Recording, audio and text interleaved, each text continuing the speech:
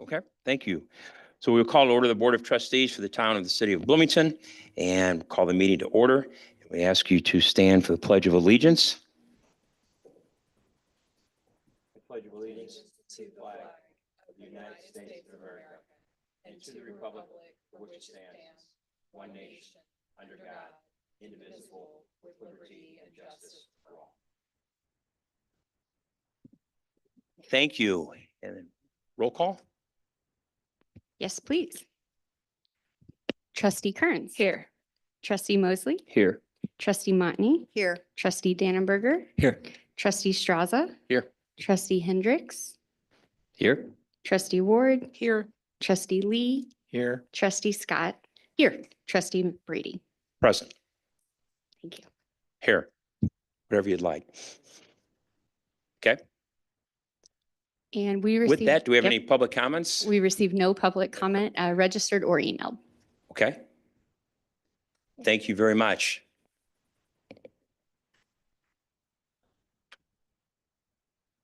Okay. All right. Next then will be to move to the consent agenda. And if we're going to vote on that in a minute.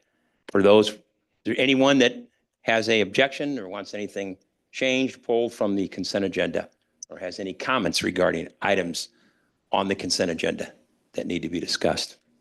I'll move approval if not. Is there a second? Second. Thank you. Then we'll go ahead and vote. Yep, we'll vote electronically.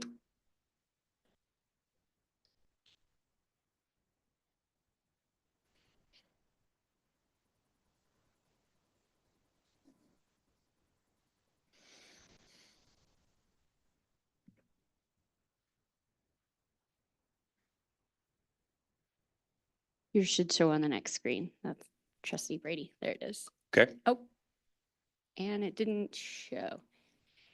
We can just do it verbally. How did you vote? In favor? Thank Yes. you. All right. Yes. Thank you.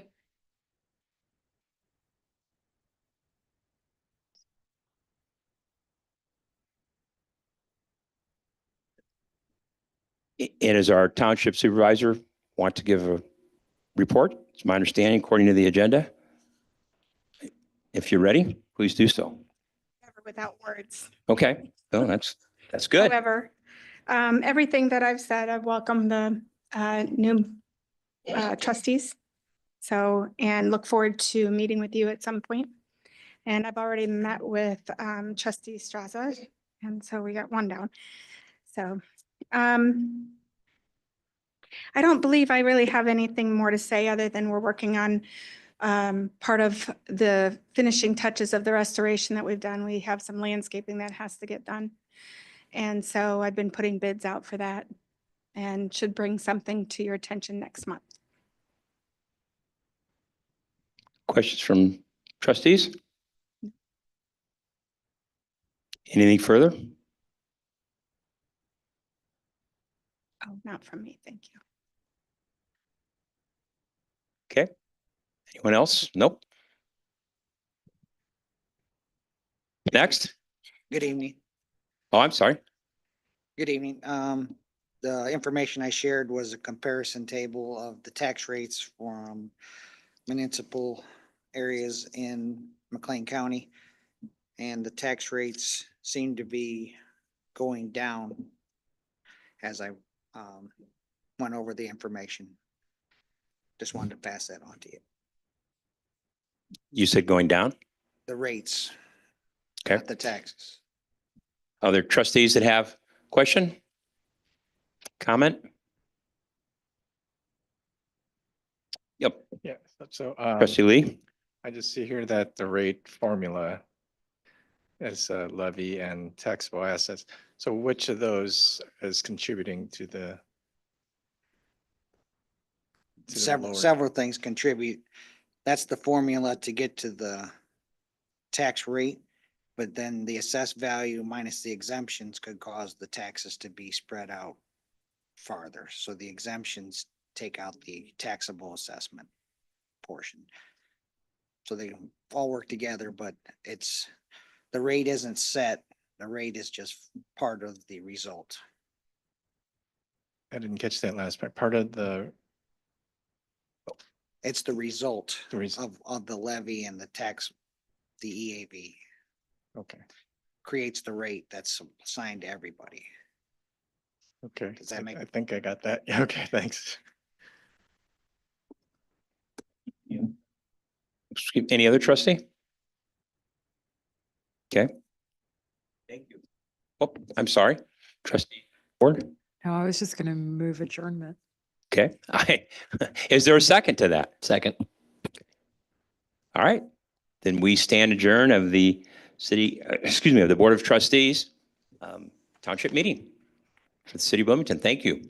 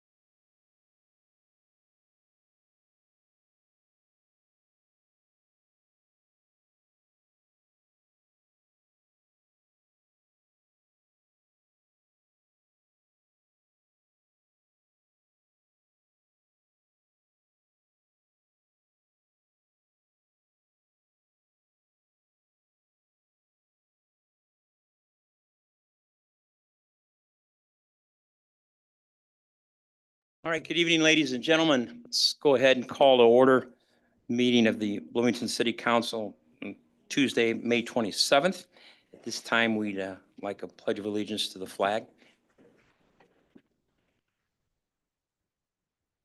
Pledge of allegiance to the flag of the United States of America and to the republic for which it stands, one nation, under God, indivisible, with liberty and justice for all. And also, if you pause for a moment of silent reflection, please.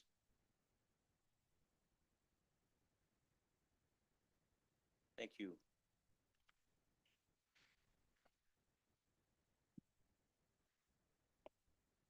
Madam Clerk, then if you'd go ahead, please, and take roll. Councilmember Kearns. Here. Councilmember Mosley. Here. Councilmember Motney. Here. Councilmember Dannenberger. Here. Councilmember Straza. Here. Councilmember Hendricks. Here. Councilmember Ward. Here. Councilmember Lee. Here. Councilmember Scott. Here. Mayor Brady. Here. Thank you. Then we'll move to public comments. Madam Clerk, do we have anyone wishing to speak tonight? We To the do. council. We received no emailed public comment, but we do have 8 people registered to speak. And if you'd like to say a few words, after that, we'll start with Paul Halverson and then move to Gary Lambert.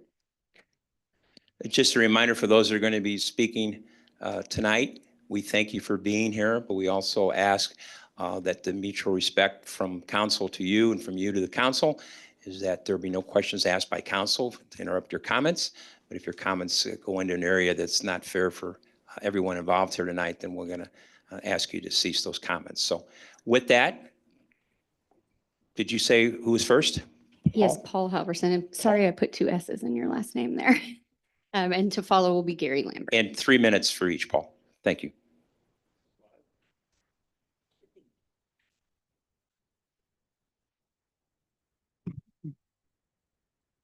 Check. Yep. First off, thank you so much for this time that you're giving us. Me and my partners here are wanting to speak about human trafficking here in town. And just starting off, human trafficking isn't just a horrible thing for the impact it has on the human side and physical and emotional side, but it's also a very expensive problem just in our community. The people that are in it, they're not contributing to the community in jobs and families and in any function. And then when they get out of it, they're usually involved in the judicial or penal or healthcare or social services system. So no insurance, no resources. This is falling on taxpayers. And unfortunately, you know, if they have children, they usually get caught up in this horror and, you know, it just multiplies. We were involved in this mission a few years ago and it expanded down in Texas. And I remember we were down there for a dinner and the chief of police got up and spoke and he was passionate about fighting this in his community. But he made a great statement that it's not a police problem. It's not a government problem. It's a community problem. So everybody needs to come together, including the citizens, on education, on enforcement, and working together to try and eradicate this from your community. And it's a difficult one. It's not as black and white as violence or drugs or something like that. It goes unchecked and it's tough to fight.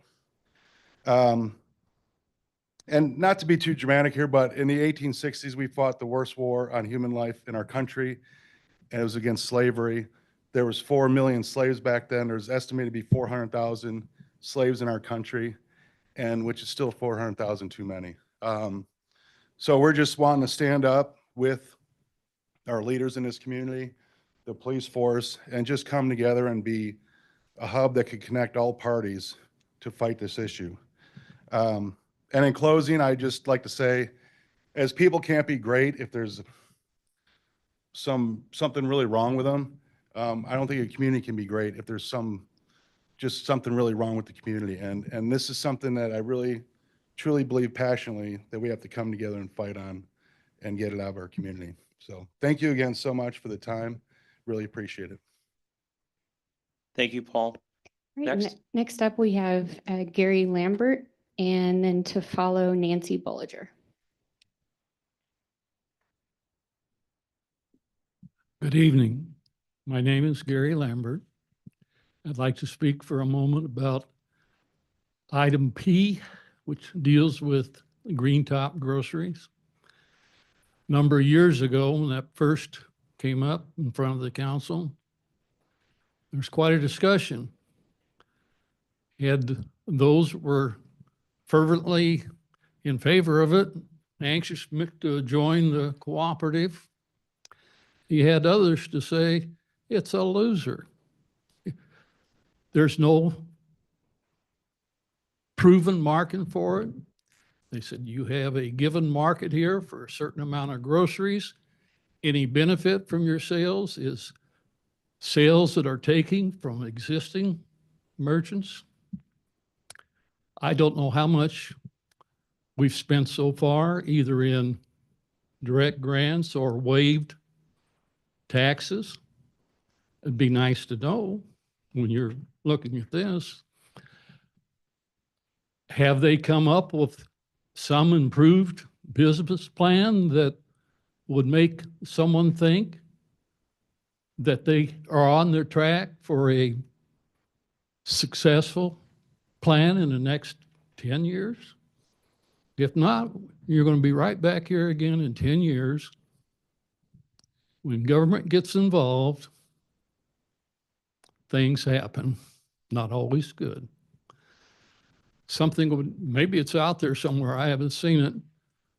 What are the projected costs?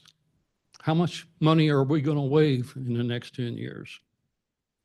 Because the way I look at it, each dollar we waive from that organization is a dollar that's going to have to be added to the general population's taxes here.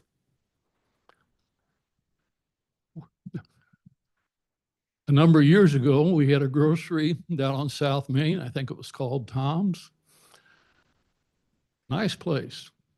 I don't know that the city ran in to support them. And I think after that, I think it was the same fellow moved over by the driver's license bureau and opened a grocery store there, and supposedly a food desert. Same thing. We shouldn't be propping up businesses that have shown they cannot be profitable in 10 years. One last question. How much do we owe on the Coliseum? When do we expect it to be paid off? Every citizen in town needs to know that. Thank you. Thank you, Gary. Next. All right, next up is Nancy Bolliger, and then to follow will be Marty Siegel. Good evening. My name is Nancy Bolliger, and I'm the Executive Director of Allies Against Trafficking, which is currently in the process of forming a 501c3. My purpose tonight is to raise awareness about the reality of human trafficking in illicit massage businesses in Bloomington. This is where people are forced against their will to perform sex for money. The illicit massage industry is one of the largest, most networked forms of human trafficking in the United States, generating over $5 billion in revenue a year. Often these businesses involved organized crime. Human trafficking is a modern type of modern-day slavery. It involves the use of force, fraud, or coercion to exploit people for labor or commercial sex acts. Victims are misled by predators who promise economic opportunity, but victims find themselves performing sex acts or labor against their will. Illicit massage businesses advertise on dark websites with taglines such as, "Where fantasy meets reality." As of March 6th of this year, there are 14 illicit massage businesses in Bloomington. We must ensure these illegal activities and operations are not allowed to operate in our community. I stand before the council this evening offering a successful solution used in our neighboring communities. Since 2018, Springfield, Peoria, Chatham, and Morton passed local ordinances to regulate massage businesses. These ordinances require massage businesses to register with the city and prove that their therapists are licensed by the state of Illinois. As a result, 11 illicit massage parlors were closed in Springfield. The Village of Morton implemented their ordinance and closed 2 illicit spas, one of which was hidden in plain sight, just doors down from the Kroger grocery store. This criminal activity is active and increasing in numbers everywhere. In December 2023, the Eagle Spa in Normal was shut down by the coordinated efforts of our local, state, and federal officials. Today, the Eagle Spa's advertising on Yelp reads, "Updated, taking appointments." We need stronger measures to eliminate trafficking. I implore the City Council to take swift action and to create an ordinance requiring all massage businesses to be licensed. This will enable the city and law enforcement to ensure all massage businesses are running legally and prevent this form of human trafficking in our community. Thank you. Thank you very much. Nancy, next. All right, next up, we'll have Marty Siegel and then to follow Michael Irvin.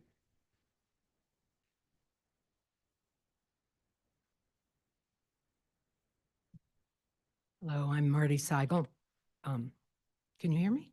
Yeah. Thank you. At your last meeting, you considered a special use permit for a property in the Old East Side. The property on Empire Street was the subject of the same zoning request almost 20 years ago. But the city's handling of the request was very different this time. 20 years ago, special use permits were considered special.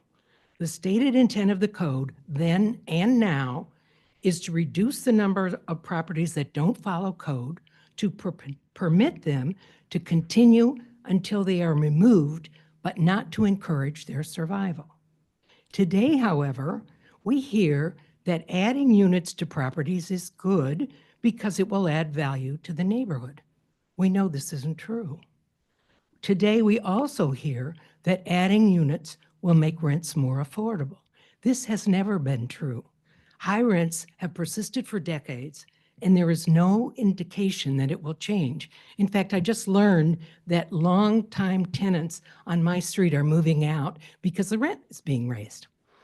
Providing speculators, especially those from out of state, opportunities to make more money with additional units has never been a way to produce affordable housing. Just never has. Today, some of our leaders are accusing middle-class homeowners, not developers, of lacking compassion for the unhoused.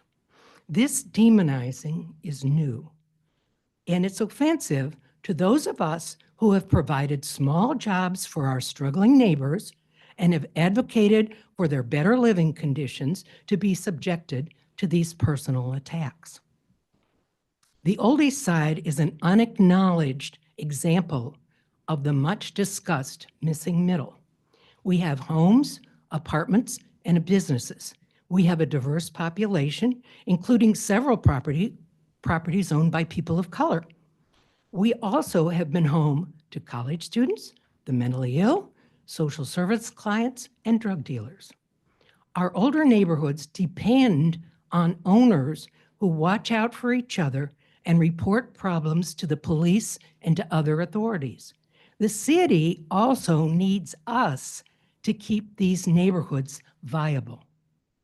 The recent Shelter Village project is an important, well-considered effort to help the unhoused. It promises safe, supervised places for our citizens to live. But the unrestrained development of smaller properties in our neighborhoods is only an invitation to speculators to enrich themselves at the expense of the shrinking middle class. Thank you. Thank you, Marty. Next. Next up, we have Michael Irvin and then to follow Jacqueline Medley.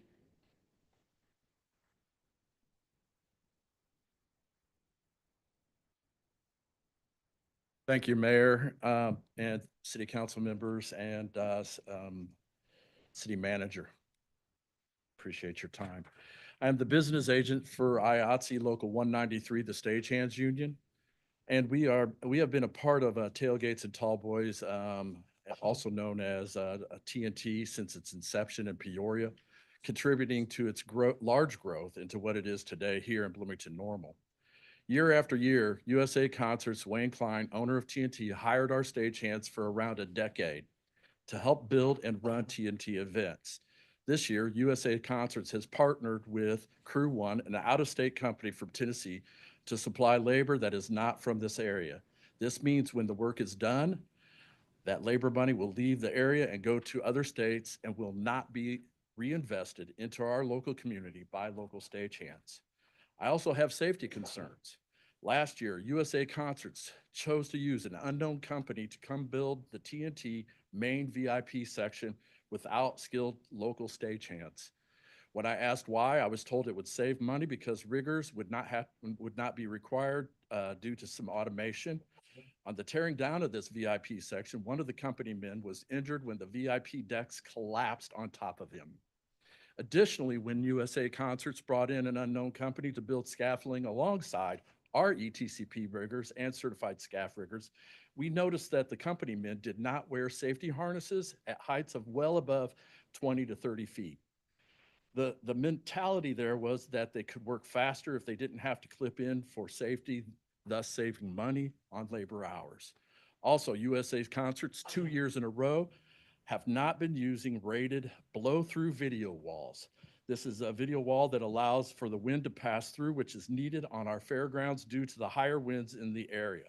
The first year I inquired about this, I was told it was cheaper to use regular video wall. Imagine my surprise when I saw the same video wall return the second year. If the motive here is more concerned about profit than community and safety, I would strongly suggest ongoing site inspections to guarantee safety, not only for the worker, but the general public as well. In addition, I would ask this council to insist that USA Concerts and Crew One use our local labor to help keep investing in the community and the safety with our skilled ETCP upriggers, as well as the ground riggers, and the ETCP portable power electrician, certified scaff builders, certified forklift drivers, and OSHA 10 certified stagehands. Thank you. Thank you, Michael. All right, Next. next up, we have Jacqueline Medley, and then to follow will be Jackie Byer.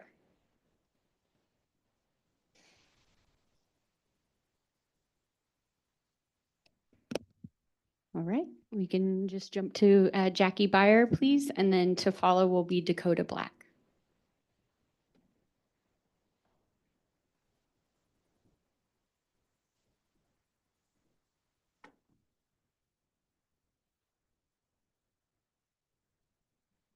Perfect. I was just going to say I'll need one. Good evening, council members, mayor, and city manager. My name is Jackie Byer. As a resident of Bloomington, I respectfully urge you to remove regular agenda item 7A from tonight's agenda, or at least defer the vote on the resolution. This report from Opticos is more than just ideas for different housing types. The resolution is directing the city to adopt findings and recommendations of the report, which includes significant changes to development, to our zoning code, and to the comprehensive plan that affects all your constituents. This resolution will direct the city to change the code so that housing in this report can be developed by right. That means the developments will get no review, no public hearing, no input from the community. It is important that you take the time to really dig into the report to understand the impact on all the residents. This report starts with an assumption that Bloomington's population will be 97,000 in 2035. That assumption is based on the projection in the city's comprehensive plan that was adopted back in 2015. We now have actual data with which we can test the accuracy of some of those predictions. I have given you a copy of the graphic from page 26 of the comprehensive plan to show you the initial projections compared to what we know now. You will see the projections were overstated. My extrapolations off of the actual growth rates show a population between 81,000 to 82,000 by 2035. Do we need housing now? Absolutely. Do we need to provide housing for 17,000 more residents by 2035? Absolutely not. Section 4.2 of the report is a policy analysis of the current comprehensive plan adopted in 2015, identifying barriers and recommending changes to the plan in order to implement this report. Approval of this resolution to adopt the report then also directs the city to amend the comprehensive plan. I have also passed out to you the statutory powers of the Planning Commission, along with the duties described on the city website.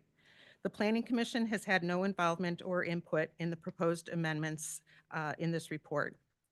Beyond that, page 51 of the current comprehensive plan does state the power of neighborhood/homeowner associations in creating vibrant and thriving neighborhoods cannot be underestimated.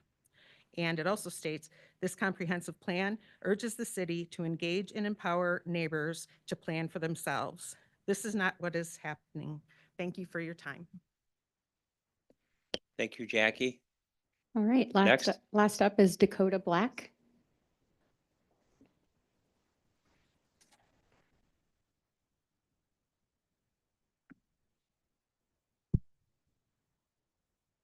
Good evening. Mayor, City Council. I'm Dakota Black. I'm a lifelong resident, currently a renter, here to support the missing middle housing study and urge bold zoning reform to empower property owners and revitalize our community. As a renter, I'm concerned I'll never afford a house in my own hometown. With home prices increasing quickly, rental vacancies remaining low, young people like me, traditional families, and aging residents such as my folks continue to deal with climbing tax bills and less options. Missing middle housing, which comes with many different solutions, can aid in these struggles. By giving property owners and developers the opportunity to build these units, we create affordable homes for young professionals, multi-generational families, and seniors. I personally wish to care for my mother as she ages here in the near future, so new affordable options for us both would be excellent. This isn't just about affordability, however, but also vitality. Bloomington's vision is to be a Midwest jewel with charming, walkable neighborhoods like those around downtown, already full of historic duplexes and fourplexes that we celebrate. These housing types add character, they don't detract from it. They support local businesses, encourage public transit use, they make biking safer, and give us options beyond cars. So my question is, why continue to invest in transit infrastructure if new residents can't be here to use it? Smart development means infill, not continuing to sprawl out onto farmland. But without more units, we lose workers from Rivian and State Farm to nearby towns. Zoning reform, like we have seen successfully implemented in Minnesota and Texas, can spur more small-scale and local developers to invest here, creating vibrant neighborhoods without large, often tough-to-get off-the-ground projects. This evening, I urge you to approve item 7A and continue to attack this housing shortage with a creative and community-centric approach. Thank you. Thank you, Dakota. There's no further public comment. Okay, thank you very much, Madam Clerk. Next, we'll move to the consent agenda. Are there any members that have comments or items you wish to? I just need to Pull from pull that. 6P, Mayor, just to recuse myself. Same. 6P? Okay. Anyone else, members? Okay. Right, so we just need a motion. We have a motion. To approve the consent agenda with the consent exception of agenda. 6P. Yeah. I'll move. Second. Member Strauss. All right, we can go ahead and vote.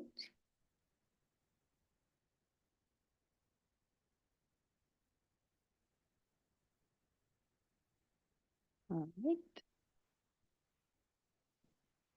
All right, no names to announce. What?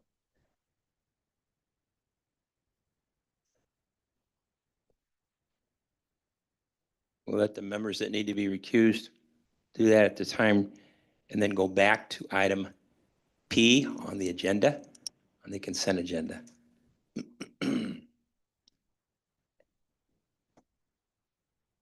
And then, Madam Clerk, if you'd read into the record again the item that we'll be voting on. Sure. The consideration and action on an ordinance approving the First Amendment to the Economic Incentive Agreement by and between the City of Bloomington and Green Top Grocery Cooperative.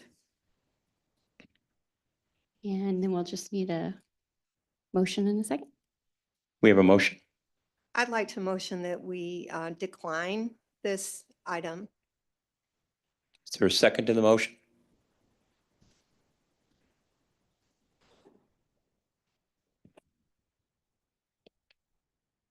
And the motion made, for the record, again, if you would, Member Motney, is to decline. Is that what you said? To not approve. To this not item. approve. Yes.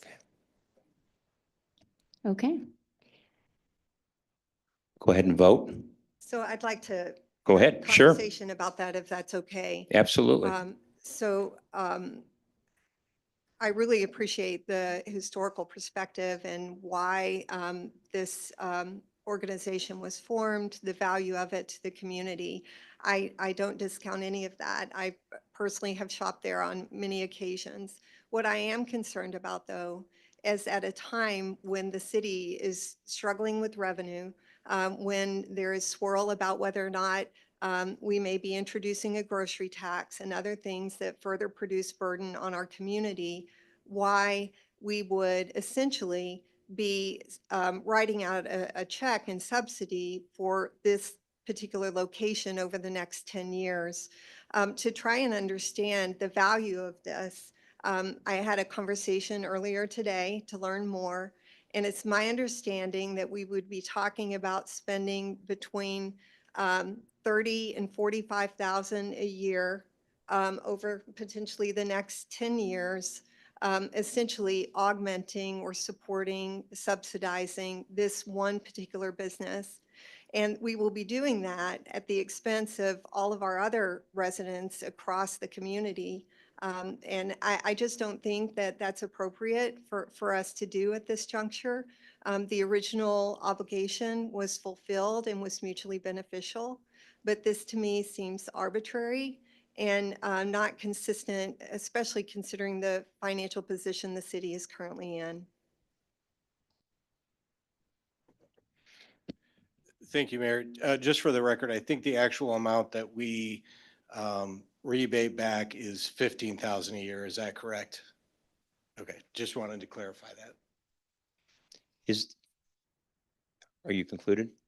I'm concluded, and my position on that still stands. I mean, that is again $15,000 a year that we would be giving to a business when no other business is in that situation. Is there any other member? Billy or Codex. maybe somebody else might know. So if it's 15,000 that's coming, then as far as what we're expending, that assumes then that Green Top Grocery is bringing in how much total in sales tax? Well, Scott Rathman will tell me I can't share actual sales tax data, but I can't share individual sales tax data for an individual location. But yes, it would be greater than the $15,000 that we are paying from the sales that they generate. Okay, because we're not directly writing any sort of check. I'm a history teacher, not a math teacher, but we're not writing any sort of check. We're simply saying that 30% of the sales tax that they have generated goes back to them, which currently is about $15,000 a year. That is correct. And so I definitely hear the concern, and I have similar concerns about the viability of the business. I know they've gone through quite a bit, and it is a unique case because we already had an economic development agreement with them, as opposed to maybe some of the other options that were brought or mentioned in public comment. To me, when I think about what goes into that space, when I think about what that does to that local community, to me, the $15,000 per year when we're generating $100,000 in sales tax from them outside of that, to me makes sense. Okay. Any other members? Mr. Strausen? Yes. So one of the things as I was a business owner myself and helping companies over the years, Looking at the 15,000, let's say if that's the number per year. My question is, what would be the loss of that organization closing? So we see how much we're giving at that time, subsidizing, whatever word you want to use, but then what is the actual cost of them closing, that being a vacant space, not collecting any sales tax at all? And then what are we replacing it with? So we might be out X amount of dollars, but how much are we losing? I know we can't have exact numbers, but it's just like, is it a couple 100,000 we possibly could losing out on a yearly, or is it so many years in that course of time, those 10 years? So that is my concern is, yes, I want a viable business there. I want to see that. And they've struggled over the years, and that is, it's a tough thing. They're changing their model constantly. I am concerned, but also too, I'm concerned is if we vacate that space, no, I assume they're paying taxes for the property, and they're also portion of their sales tax is coming to us. At least 70% of that is coming to us. So there's some numbers that I'm a little concerned about, is saying if we say no, but also my question is, this is for 2028 to 2038. So there's still a couple of years with the current agreement, if that's my understanding. So that's the other thing. I'm kind of at a pause there to say, okay, we're still benefiting, even the next 2 years, we're still benefiting from them being there long term. So I guess that's my question, just everyone to think about, is what's the cost we're going to lose with them being gone?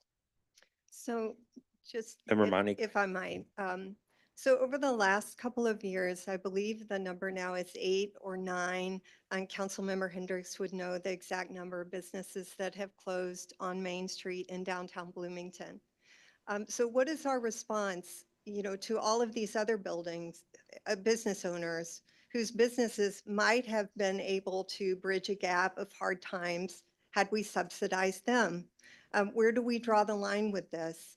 I understand the economic loss, but I also understand that creates an opportunity for someone else who may have a more successful business to contribute positively in the future. I just think of this in the context of all of the other conversations and all of the other small business owners out there who don't have the opportunity for us to in turn give them $15,000 a year to support their businesses. Any other members? Since I was mentioned, yeah, I would agree that we should be looking for ways to support other small businesses. And I'm very supportive of increasing opportunities for grant dollars to try to help with that. I don't know that that would be entirely supported. And efforts like the Streetscape Plan to increase infrastructure and walkability for our downtown that doesn't always get the support that I think that it should in the ways that it helps small businesses. To pit one small business against another, I don't think is good economic practice either. And so when I'm looking at this individual case, I feel the way that I feel about it. And if other individual cases come before me, I'll feel strongly probably about supporting those small businesses as well. Any other members have comments? Anything else from the city manager, Billy Tyus, who I think has done some extensive work with this? Okay, thank you. All right, Madam Clerk, we have All a right. motion. Yeah, It's you been have a- seconded. It's on yeah. the floor. Yep, so we'll go ahead and vote for it. And if you vote for it, that is to not approve the item.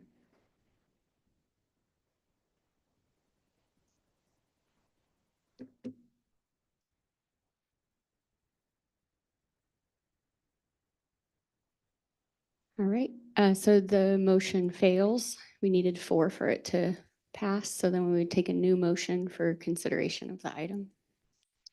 I'll make a motion of approval. Second. Second. By Member Kearns, okay. All right.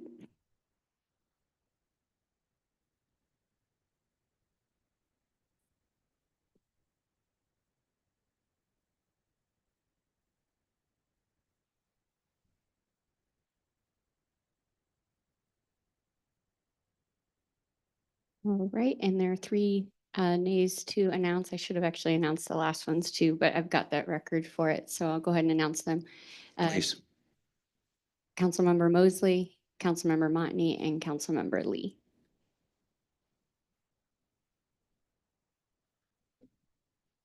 if we could ask legal counsel what it takes, what number it does to approve exactly, is it 5?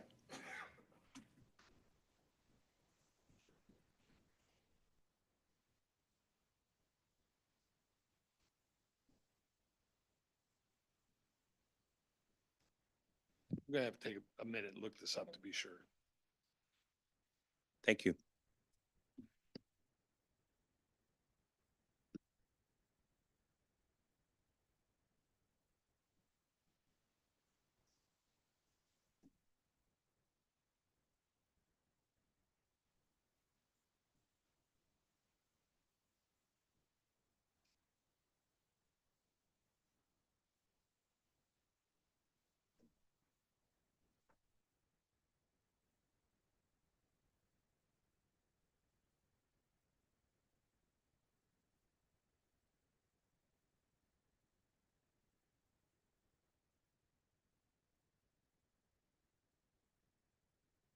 So I think it's a majority of the number of members voting on the matter.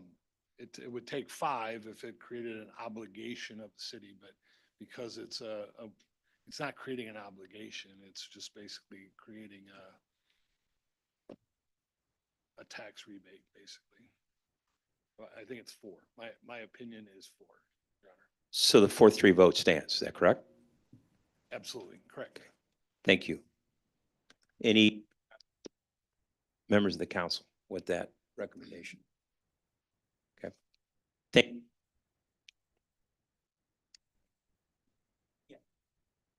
Thank you very much, Member Hendricks, for bringing the other members back.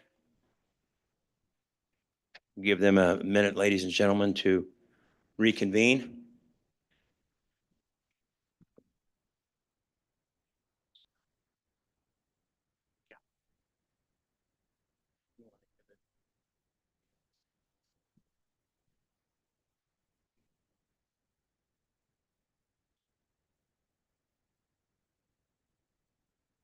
Thank you. Now that we're back as a full board, council, we'll go ahead and move now to the regular agenda. And at this time, I'm going to ask our city manager, Jeff Jurgens, if he would go ahead and introduce the first item. Thank you, Mayor and Council. Last July, the City Council approved a resolution setting forth its priorities related to housing. One of those priorities included a review of our zoning and subdivision codes to see if any changes would be recommended to support additional housing opportunities, including the missing middle within our community. This is a large report. We worked with Opticos, a company that the local EDC utilized, that we've had some other connections with. And so we utilize Opticos to do this report and the scan for us. It is, again, a large report. And tonight we've got I'm going to turn this over to our city planner, Alyssa, in a minute, but we've got the Opticos staff via Zoom to present and walk through it. Again, we understand this is a large report. The council might not be ready to act on it, but in case they are, we wanted to have this as an action item so that they could do that as well. But at this point, I will turn it over to Alyssa Pemberton, our city planner. Good evening. Good evening, Mayor, council members. So as City Manager Jurgens stated, in July of last year, you asked staff to come forward with recommendations, particularly those potentially related to efforts that Strong Towns pushed or supported. We went back, we reviewed, we considered a number of different options, a number of different proposals on how we might move forward with a huge amount of work. Opticos was selected because they have worked throughout the country very effectively to do zoning code review particularly, but a combination of codes and reviews and plans that the city has adopted over the course of the last few years. In October, we signed that agreement with them. We proceeded very quickly. It's been a lot of work. We provided everything from GIS data. We held 2 stakeholder meetings with both sections of folks who actually work on this type of development, try to produce housing in our community and fund housing in our community, as well as a stakeholder group of people who are interested specifically in affordable and attainable and can help identify the barriers to that.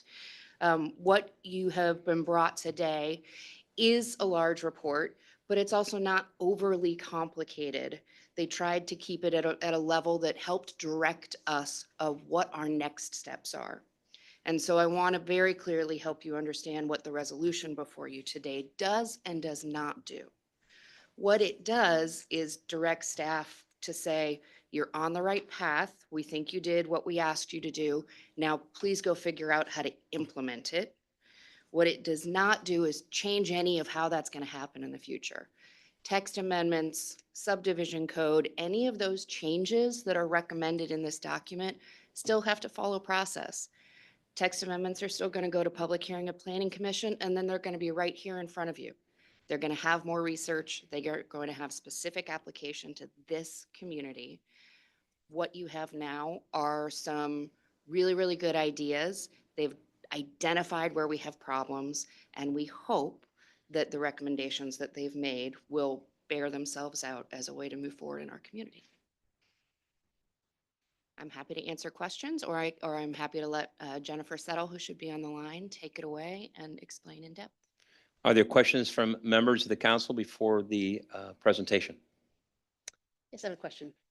So this might be more of an end question, but does accepting this report mean that we have to implement every single recommendation that is in this report? Absolutely not. And even further, everything in here, I believe, is stated as a preliminary recommendation because they want us to do more evaluation. They want us to test specific sites. They want us to see what our community think looks right before adopting anything. Thank you. Any other members? Member Motney?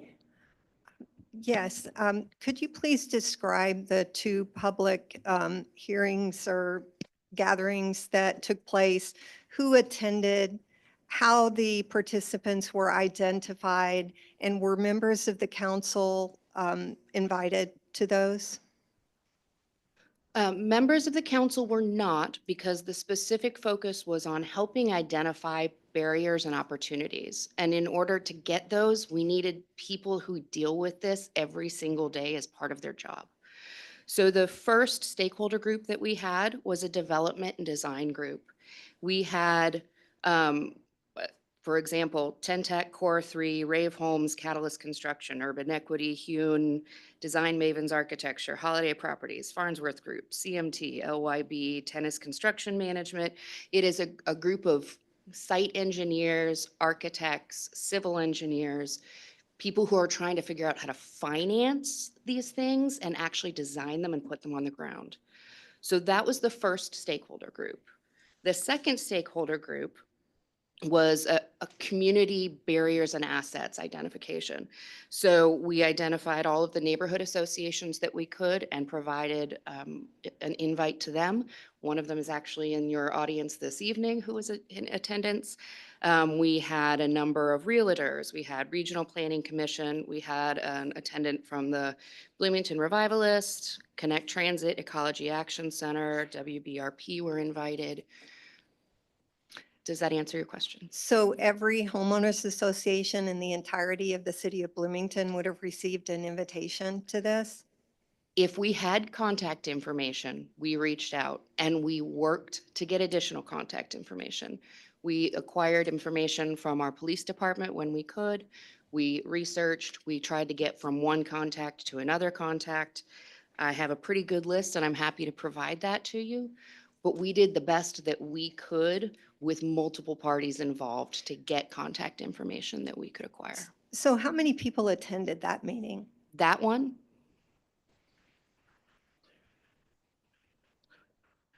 $14 were at that one. Less than half of what we invited, but 14 were at that stakeholder session. And I mean, we haven't seen the attendance list. I mean, with it being 14 people, is that something that you could provide to us? Be happy to. Who would you like me to give it to?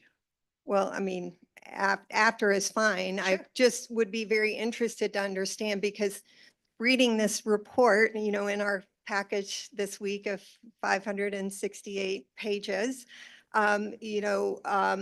there are significant implications for our community in these proposed zoning changes. And, as someone who was personally surprised by what I was reading, it concerns me that we are voting on something that will then in turn spend time and effort on staff's part to take action in alignment with that. And, I have in front of me the minutes from when we discussed all of these housing priorities back in 2024 in July. And the top priority that we identified at that time related to the housing rehabilitation program and the number of properties that could be available for rehabilitation to increase our local housing stock. And in fact, this particular item was several down on the priority list. But here we are, almost a year later, and I haven't seen what actions have been taken on that. And then in turn, though, receiving this, and I think, even saying we accept, and to Council Member Scott's point, it doesn't mean we're doing all of that, but it does mean that we are advising you to go forward and write code. That's what the resolution says. It's printed right here in front of me. So I am concerned about this rising to the level of not only being surprised by the depth of its content, the profound implications to just an item, for example, that we considered a couple of weeks ago. And then, not having seen that passion and that energy toward what this council had consensus around as the top priority when we discussed this back last July. Go ahead. Do you want me to respond to that? City Manager. Yeah, thank you, Councilmember Motney. I will tell you, we've been working on all the priorities, at the same time. We will actually have, and we've provided some updates on what the housing rehabilitation program will look like. I think we're going to be ready for that next month to roll that out. We've rolled out the housing incentive policy. We've been working on the rehabilitation program. This is just another one of the priorities we've been working on. So one hasn't been to the other. As soon as we've been getting them ready, they've been coming forward. So I would just ask the council, the community, not to read too much into that. We're working on all of them. So just for clarification, 2 weeks ago, we had an zoning exception presented that was voted down that related to developing a multi-unit structure, I believe, on East Empire and Ward 4. If we were to move forward with what has been laid out in this report, would we have even had the opportunity to vote on that? Or am I reading this correctly, that would have been approved by right if we did adopt the zoning code changes that are opined in this white paper? What happens after a public hearing is as much your yes as mine. I think if everything that were written in here word by word came through in the planning commission and through you all exactly as it is written, that's probably correct.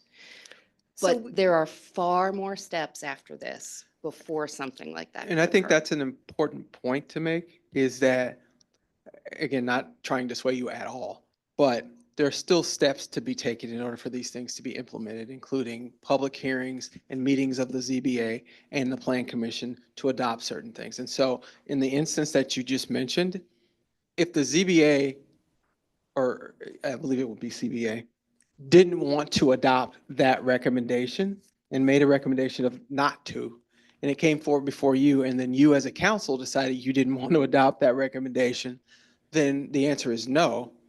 The answer is yes, you would have still had a chance to vote on it because you wouldn't have changed the code. So I'm gonna at this point ask Optics Design, who's on the line, is my understanding, is going to zoom into us. If you could hold your comments and concerns, we'll come back to it, but let's at least do the presentation. I'm assuming that's going to take a couple minutes. So if we could have that presentation now, please. Hello, this is Jennifer Settle with Opticos Design. Can everybody hear me okay? All right, awesome. I'm going to go ahead and share some slides. Let's make sure that that's working.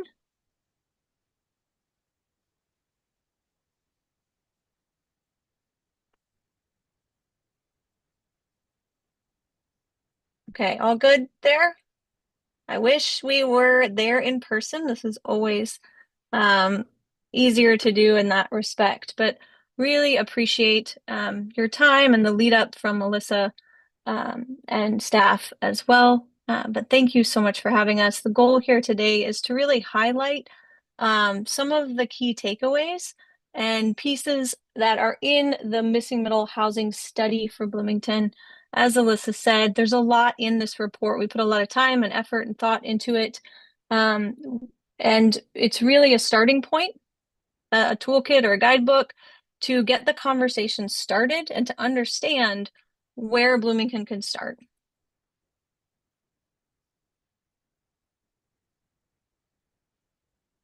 The overarching goal of this report, I want to make sure to go back to this, is when we first started this conversation with staff, is to think about how Bloomington can provide a broader variety of housing choices to meet people at different stages of life and different income levels and different interests in various types of communities that exist and contexts that exist throughout Bloomington.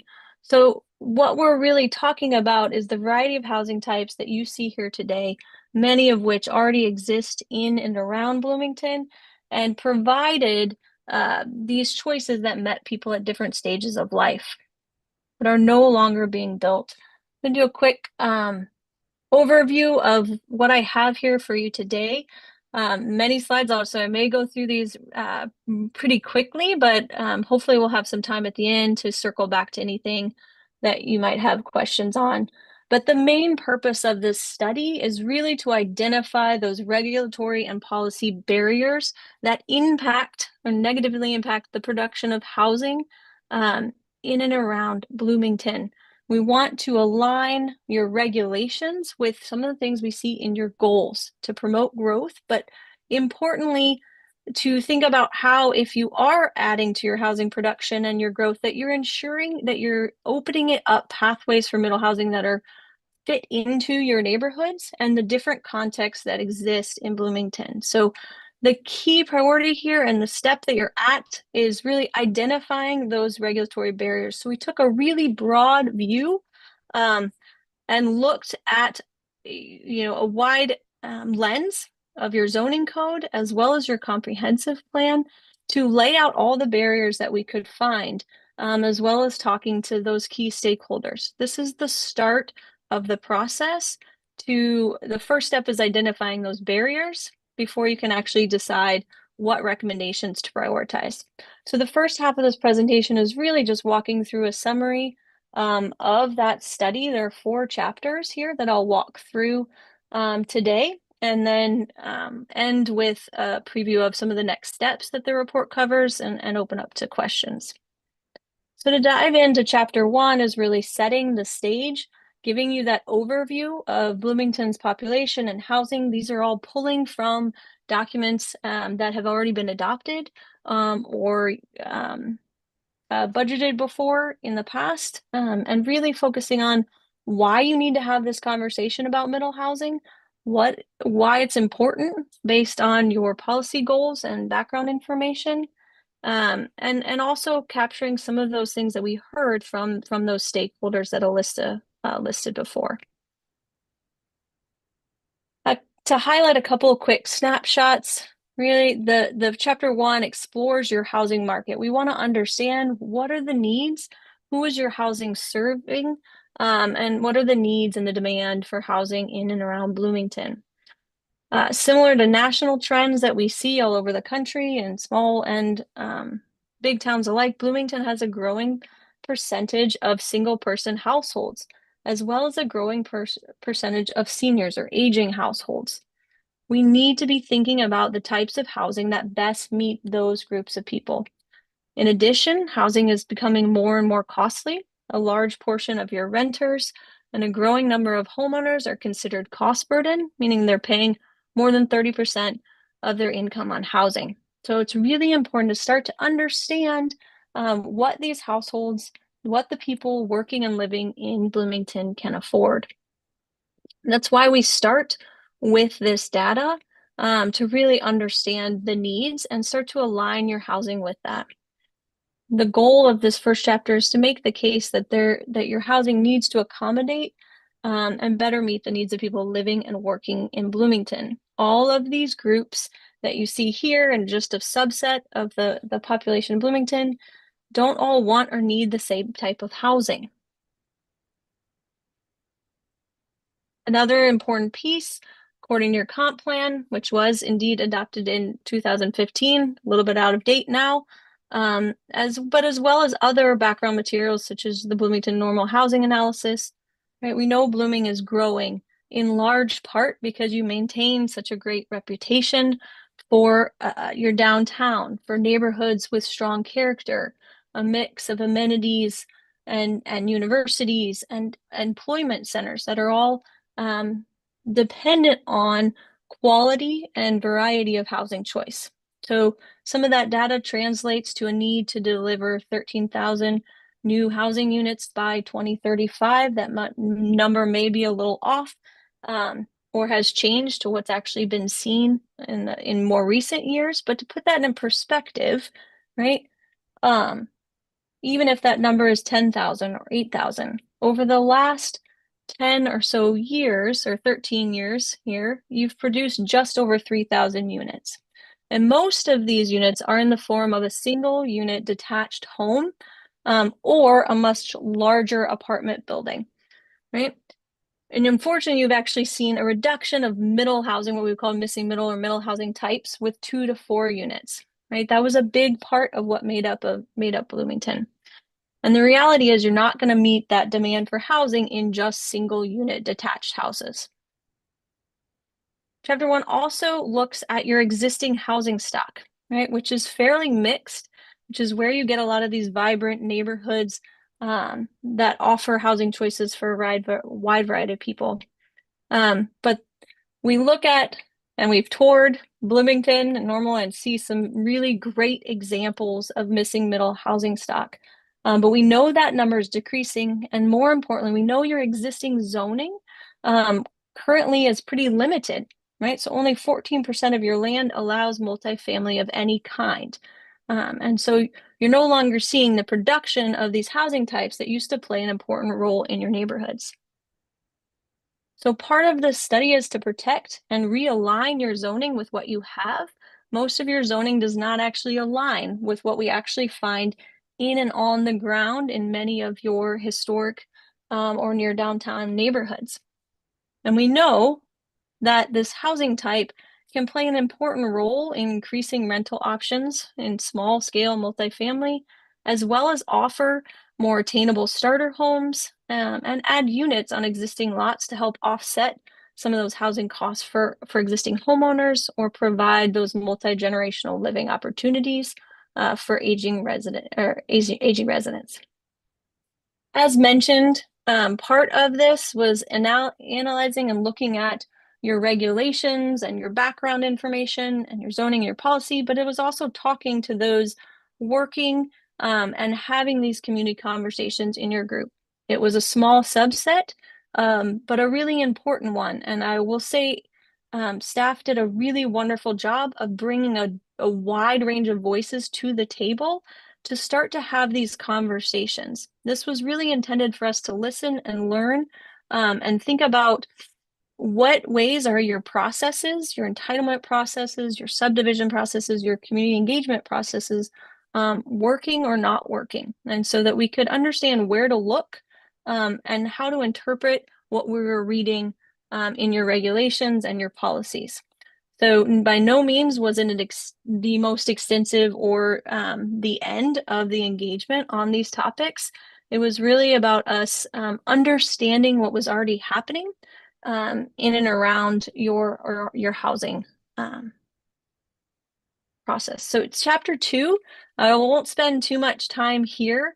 This is really the ins and outs of what we mean when we talk about missing middle housing. At Opticos, and when we talk about housing or missing middle housing, we define these as house scale buildings that have multiple units in walkable neighborhoods. And we know over the last 80, 60, 80 years, we've really set up our financial systems, our planning, our development industry with single family detached houses in mind.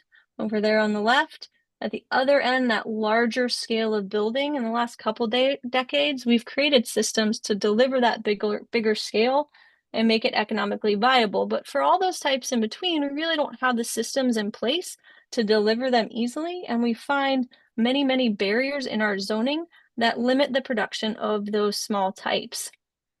Importantly, we want to make sure that we're clear when we're talking about middle housing, we're defining it as middle in two ways. On one hand, we use the term middle to refer to that house scale. These are buildings that have a form and scale that's compatible with detached single unit buildings. And then on the other hand, we use middle to refer to housing that's more attainable, particularly delivering housing for middle income families. So these are not necessarily subsidized affordable housing. It's really naturally occurring or affordable by design because it can use the same simple construction methods as a single family house and fit on a typical size lot. And so it's important to remember this definition and why we have a whole chapter on the topic, because we want to make sure that we're not trying to set you up to allow multifamily or middle housing types everywhere, all types everywhere.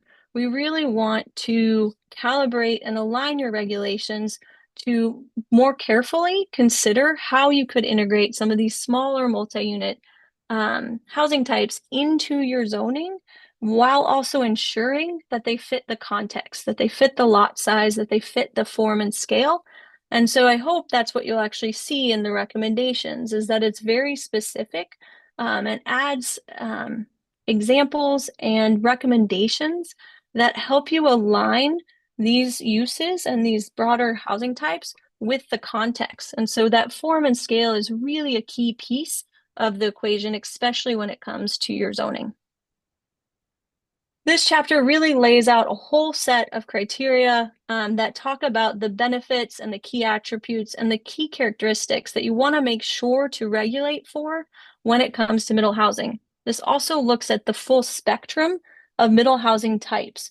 We do this so that when you go to make zoning changes, you can come back to these types and say, okay, we want to allow a 3-plex or a 4-plex, but we want to ensure that it fits and we don't want it to be too out of scale, right? And we want to understand what lots actually are aligned with this need. And so these give those dimensional standards based on best practices, based on a lot of study of these building types, both from a private and a public sector view, that start to lay out the things that are important to regulate when you start to allow these. And this is really a section that we hope will be used broadly, both by council, by community members, by those neighborhood groups, to dig into this section and understand what are we trying to achieve when we start to change those regulations.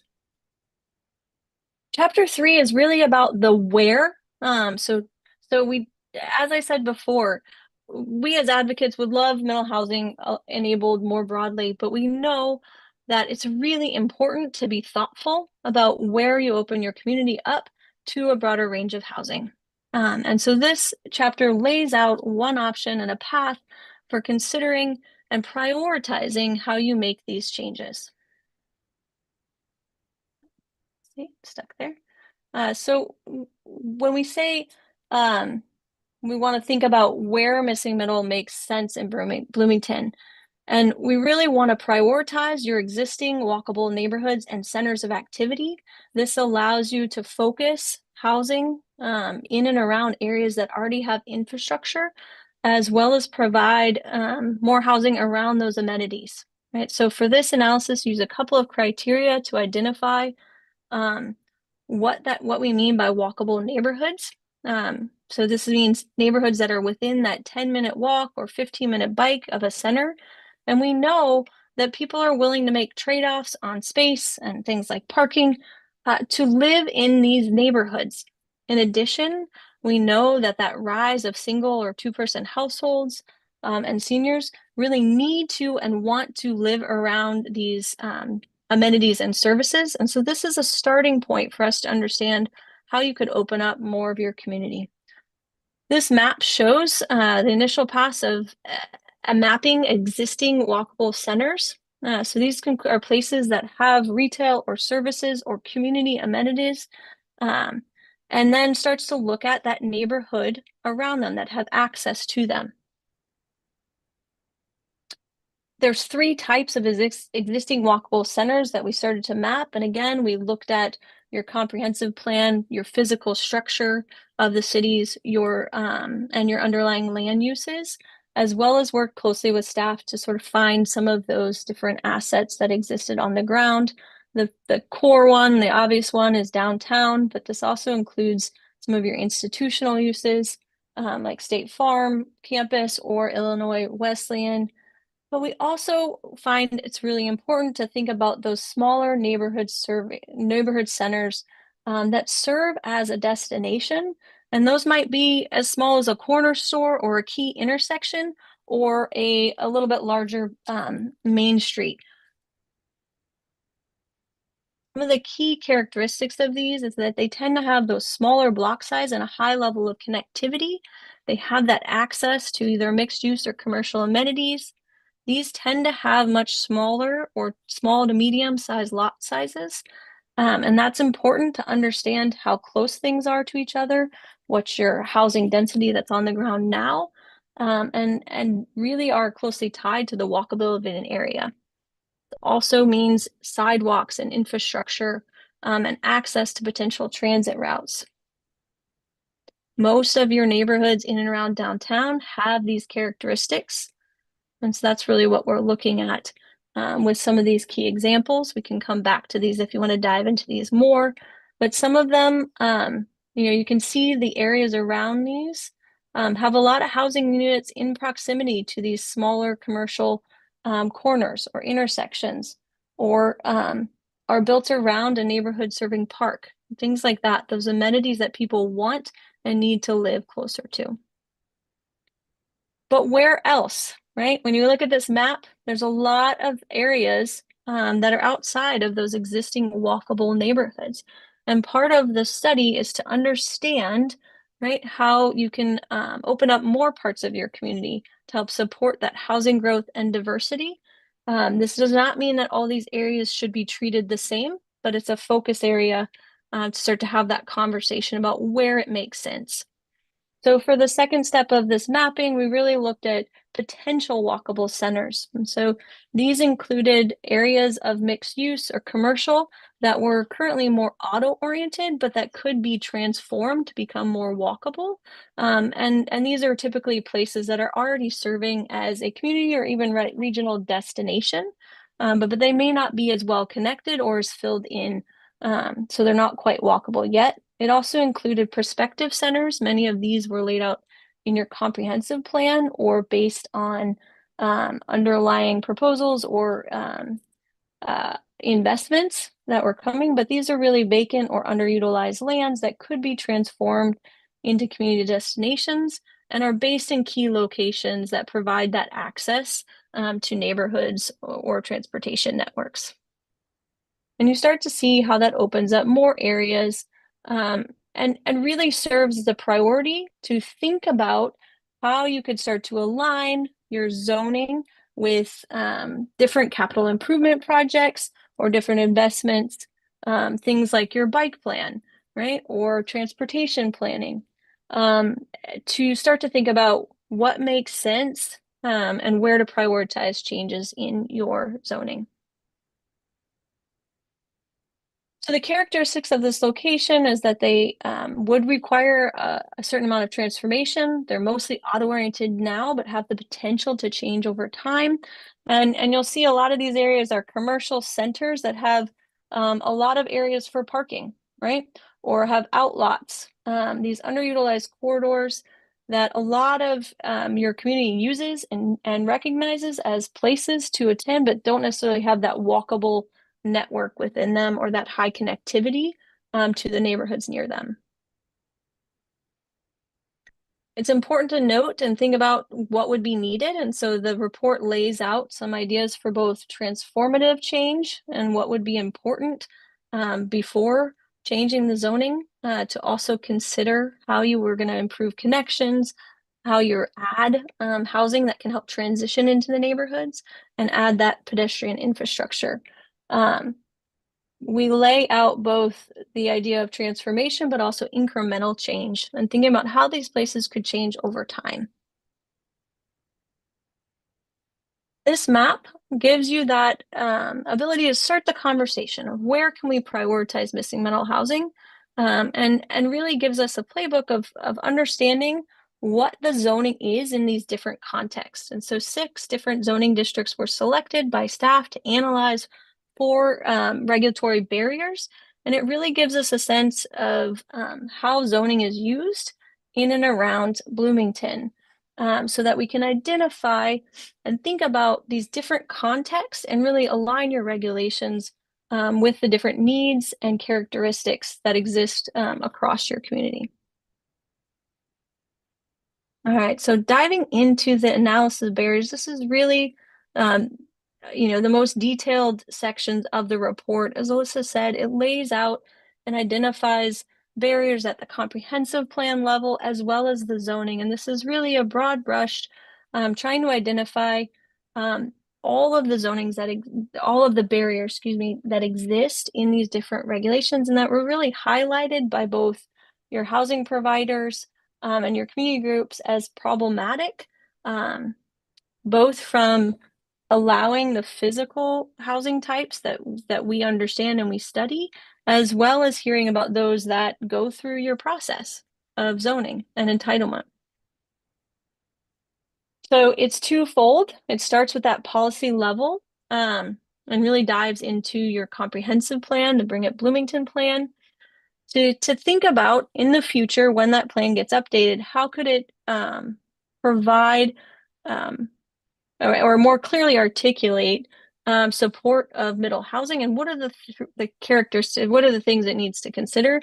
And then it's really a deep dive into your zoning to understand and look closely at some of your residential zoning districts to identify those barriers, as well as make recommendations based on best practices, so that staff and then Planning Commission can all make those decisions moving forward from a place of understanding, right? We've seen communities make changes at their comprehensive plan, but not align their zoning so that those goals in the comp plan can actually be implemented. And we've also seen communities make targeted changes to their zoning, but one barrier, right, sort of negates those really important changes. And so it's really important to think of comprehensively and then decide what the next steps are, and what are the priorities for Bloomington.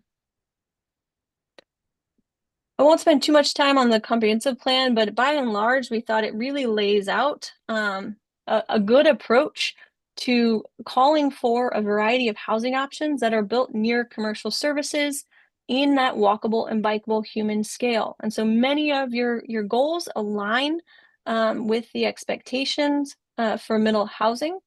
But the one thing that we would note is that it's really lacking that clarity for what happens in those more auto-oriented areas of your city.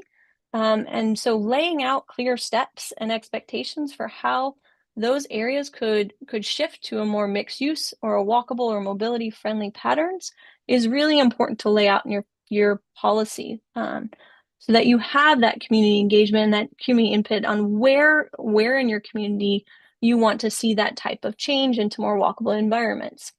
The other big piece is that while you call for housing options and housing choice and compact development,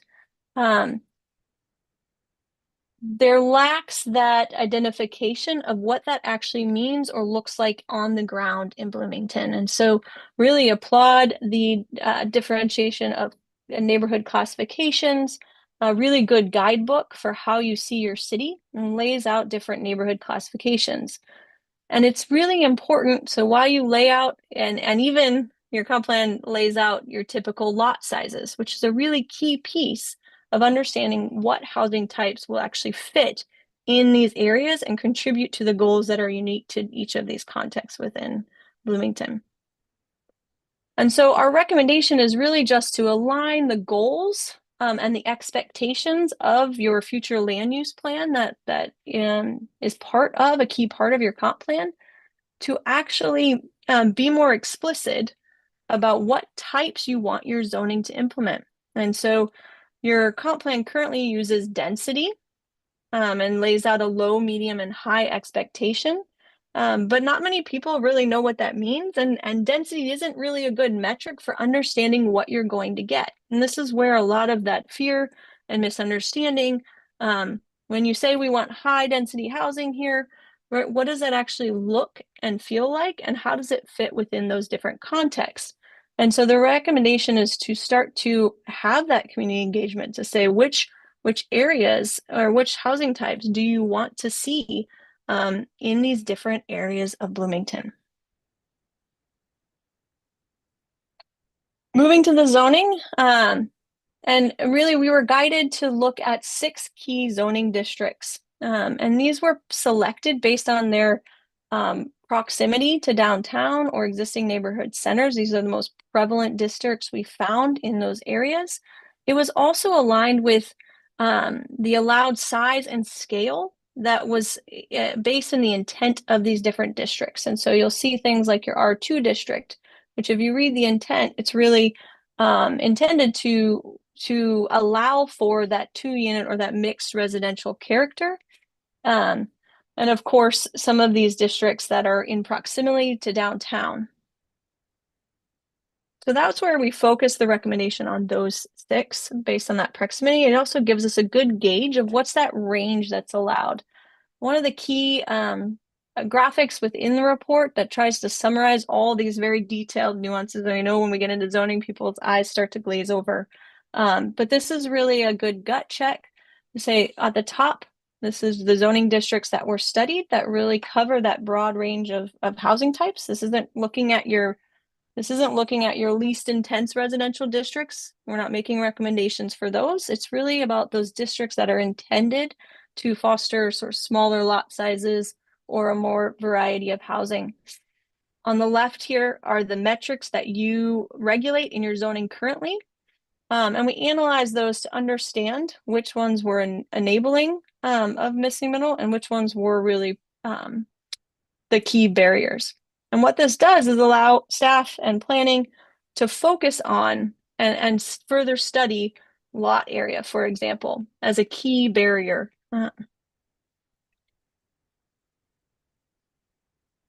First up, the biggest barrier that we see is really the need to make it clear what scale of multifamily each of these districts is intended for, right? So we really want to differentiate between what we call house scale buildings on the left versus block scale. These are both defined as multifamily in your code, right? But we know they have very different impacts on the neighborhood and the community. And so zoning really needs to start to differentiate between these 2 possible outcomes and recognize that the building on the right here is likely not appropriate for most of your residential neighborhoods, especially those with smaller lot patterns. Whereas the building on the left could fit on typical lots. And this goes a long way in really adding predictability and standards that align with those expectations.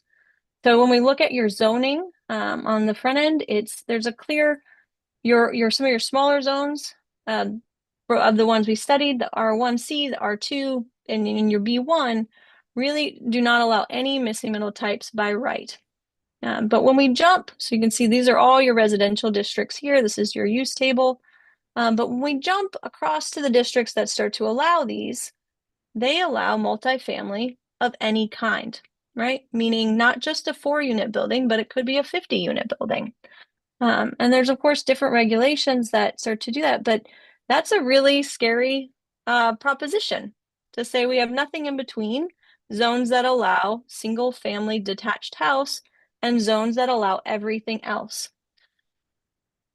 Missing middle is one tool that's really needed, and you want to have zoning districts that align with the different contexts that exist, right? So you have a spectrum of more urban, more walkable to more spread out context.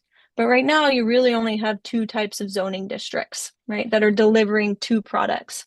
And so we want to think about allowing uses and allowing building types that match the context and creating the spectrum of zoning districts that offer a variety of densities, a variety of outcomes, but really making that more predictable and differentiating between zones that are appropriate for some of these bigger buildings versus zones that really should stick to these smaller house scale types. Another big metric that is limiting or identified as a barrier is lot area. So some districts have very high minimum lot areas. The key takeaway here is that these are producing or asking you to provide much bigger lots than what you actually have on the ground. And so in R2 and R3A, where one of your lots are 40-foot wide, right? This is actually requiring a much larger lot. And so reducing or removing that minimum lot area and instead regulating by building width that's aligned with the neighborhoods that you have on the ground is a much more predictable way of opening up middle housing. When we talk about this, it's really important to note that we're talking about buildings that have that same form and scale and fit on similar lots. So it's not just about adding more units to the lot. It's about aligning that with that house scale form. And I love this example from Bloomington, where you can see that these 4-unit buildings fit in the same scale and box and lot as these single family detached houses, but they're providing those smaller units that offer that variety to live in a great neighborhood, even if you only need a 2-bedroom, 1-bath unit, and don't want the maintenance or the cost of that single family home. So again, we know we've included in the report some of those ideal lot widths that middle housing can fit. Not all middle housing should be crammed on a 50-unit lot, but these give you the tools to understand what would be appropriate and how to regulate for those types accordingly. I won't spend much time on this one again, but calibrating building height is a really key consideration as you open up more of your zoning for middle housing. Middle housing tends to fit in that house scale, right? And so with this, we mean width and depth as well as height. So most middle housing is under that 2.5 story height that aligns with those typical houses that you see in your neighborhoods. And so the report makes recommendations for which zones would be appropriate to have that 2.5 stories.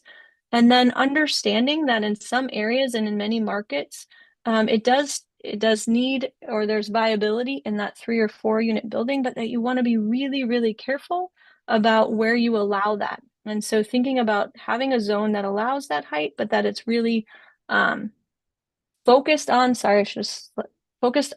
areas that make sense in your community along those bigger corridors, really adjacent to those downtown or neighborhood centers, and being really thoughtful about where you go over that 2.5 stories. And so we make recommendations for how those different districts could align. A big one that's always a topic of conversation is parking requirements. And so the report makes recommendations for how to have these hard conversations about parking and how you can better align your regulations to allow for middle housing. The reality is that middle housing needs to fit on typical lots. It can't require multiple lots to make the numbers work on these smaller buildings and to deliver those attainable price points. And so there's always a trade-off of, do you want more units or do you want more parking? But we know people are willing to make that trade-off on space and parking, as well as the shift to single person households that may not require 2 cars. So why are your regulations requiring 2 spaces when the housing types that you're promoting in that zoning district or promoting near walkable centers and amenities? The best practice is really thinking about removing those or reducing them to 1 space and letting the market deliver what's needed, or aligning those with your walkable places. Other considerations and recommendations outside of those residential zoning districts fall into 4 different buckets. I won't go into much detail here. I know I'm getting long on time. I appreciate that. But we covered a lot of topics, including multifamily conversions. We know that's happening a lot, and there's regulations in and around your community. Cottage courts are one of those missing middle types that are unique in that they're offering that ownership option in that detached smaller unit home, and have some really unique considerations. And so we offer specific standards that could be inserted as a tool into your zoning districts. Aligning your subdivision regulations is a key piece of the puzzle to allow for those fee simple, those owner occupied units on typical lots or on smaller lots. And then, of course, ADUs and how you could consider those, but what are the key standards in aligning those? So again, allowing conversions, especially in zones that are intended to support 2 or 3 family dwellings, and making sure that's a path to allow the adaptation of some of those older homes and residents. Smaller lot infill, again, creating your subdivision standards and cottage court standards to allow some of these options, and making sure you're right sizing the regulations accordingly. Allowing ADUs by right, but understanding what are some of the standards and needs that actually allow these to get built. Subdivision regulations, there's a lot of talk in the stakeholder meetings of how smaller unit buildings and smaller rental buildings were difficult because of condo liability and often the complexity of using a more complicated building code.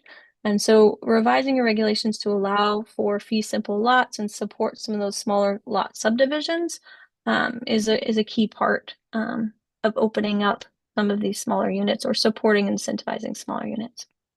The final piece of the study is really laying out some next steps towards implementation. These we laid out into both small steps and big moves so that you could really understand and have a conversation about what is the right path for Bloomington to move forward. To highlight a few of those, the key piece of it is really to do more testing. So while the report, this first phase of the study, really laid out our recommendations and the barriers, we know from experience it's really important to test both from a graphic and a physical standpoint so that you can visualize what your current code is what the outcomes it's currently supporting, and then understand what you're trying to achieve with any zoning changes, and really doing that in a visual way that people in the community can understand and talk about. Not many people, where most of us have a hard time understanding what the difference between an 8-foot setback or a 5-foot setback really means, or what the difference between a 28-foot height limit versus a 35-foot height limit. And so this visual testing is really important. The other piece of this is financially testing. Understanding what is the feasibility of these building types is a key piece, so you can align your regulations with what can actually be delivered in your market. And that gives you a lot of insights into what types of housing to prioritize. Another one that's come up, the importance of continuing community education and really having those conversations amongst a wide variety of groups to talk about what is the need for middle housing and understand who is the housing intended and who are these changes intended to serve and support. And having those conversations about what type of housing these groups want and aligning any regulatory changes with those, with that feedback. The report also lays out some incentives that go beyond zoning that can help even the playing field for small scale multifamily, but also ensure that you have those quality built outcomes. And so one of these and some examples are pre-approved buildings where you can start to open up and offer pathways that help lower the soft cost of middle housing and small lot single family, but do it in a way that's really predictable and shows what type of housing you're trying to achieve. The other key piece is building up the local development and small scale development community and giving those resources to help support and train small scale developers. The reality is that middle housing takes a different development type, a different developer to deliver it. This is not likely going to be your large scale national home builders or big apartment builders. It really is about people working and understanding your community and the needs of your community. And so that's a key piece of the equation as you open up more of your community for middle housing to work with those that are going to build them. So your smaller nonprofit housing providers and your local developers are really the ones that are going to be delivering this type. And I think one of the most exciting things about Bloomington is that those people definitely exist, and there's definitely a community of people that care and want to protect the character and the viability and the attainability of living in Bloomington. So there are a lot of recommendations in this report, and the goal is really to help you understand all of those barriers, but to start to prioritize what are the possible next steps that are needed in Bloomington and make those decisions as a community. So again, I appreciate your time. There's a lot in the report. I hope that you get to spend some time with it. As Alyssa and Kelly have said, this is really the first step to understand the lay of the land and what you have in your zoning. Thank you very much, Jennifer and Madam Clerk. Yeah, I comment? was just going to ask if I could have an extension of time. If there's going to be additional conversation, I'd assume there would be. Sure. I think unless there is comment specifically to Jennifer from that report from members of the council, we can go one by one if there is, keeping in mind that we have other items for action, executive committee later, and finance report, and a few other things. So if there's someone that would like to ask Jennifer a specific question at this time, I please just do feel so. like this is too important for us to not ask her questions while she's here with us tonight. And so, in light of that, and I did not know when I was asking questions earlier that we were going to have a, 30-minute presentation on this. But it has caused me to feel there are some questions that should be asked. Unless we want to table this resolution to a future date so that we can all do more research on this topic and not end up being here for, another few hours. Are you making that a motion? I would certainly be happy to make that motion if there would be the possibility of us tabling this resolution and continuing this dialogue into the future.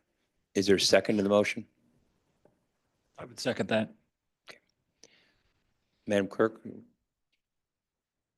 we'll take a vote.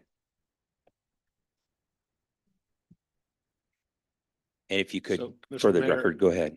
I would ask that you clarify either postpone to a date certain or postpone indefinitely to be rescheduled later, just so we know what the motion is. To be rescheduled later, I don't have a date in mind, but Thank you. Is there everybody clear on what the motion is? And the seconder was in support of that. Yes. It's just, I agree. This is just too important a topic. I got through the report twice and it's a bloodbath. My notes all over it.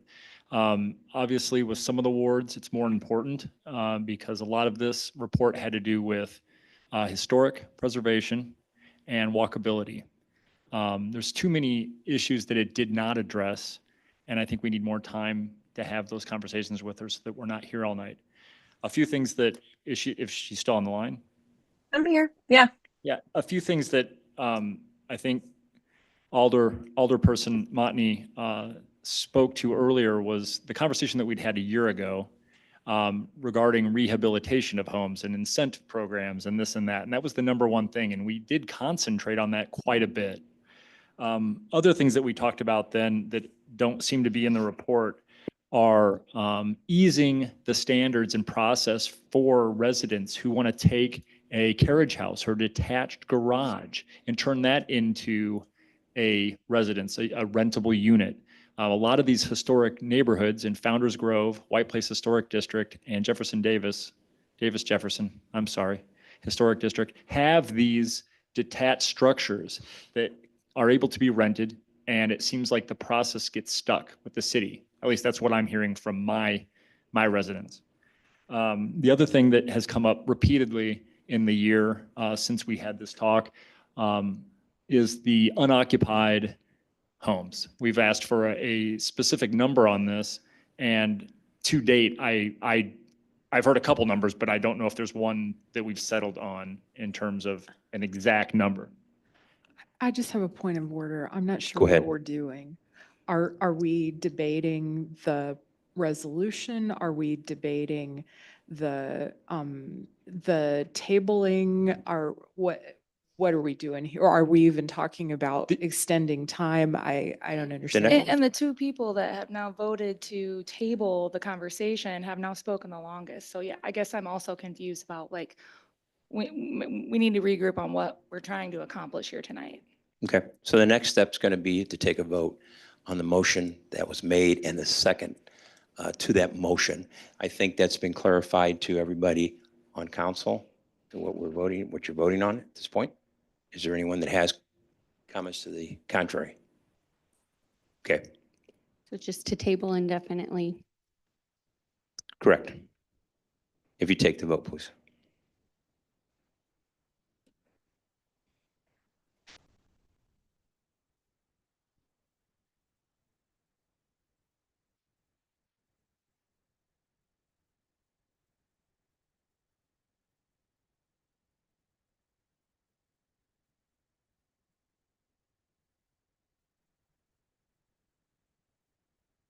If you go ahead and read the nays. Okay, Councilmember Kearns, Councilmember Ward, Councilmember Hendricks, and Councilmember Scott. Okay.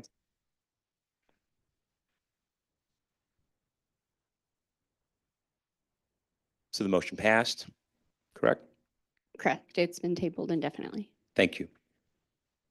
To the next item then on our agenda, which is 7B, I will ask our city manager if he would make opening remarks and discuss with the appropriate staff members.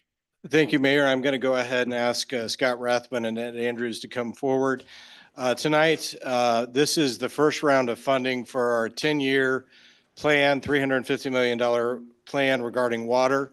That plan includes components of replacing lead lines, water main replacement, upgrades to the water plant, and various system-wide distribution improvements. A lot of these are federal or state mandates that we have to do.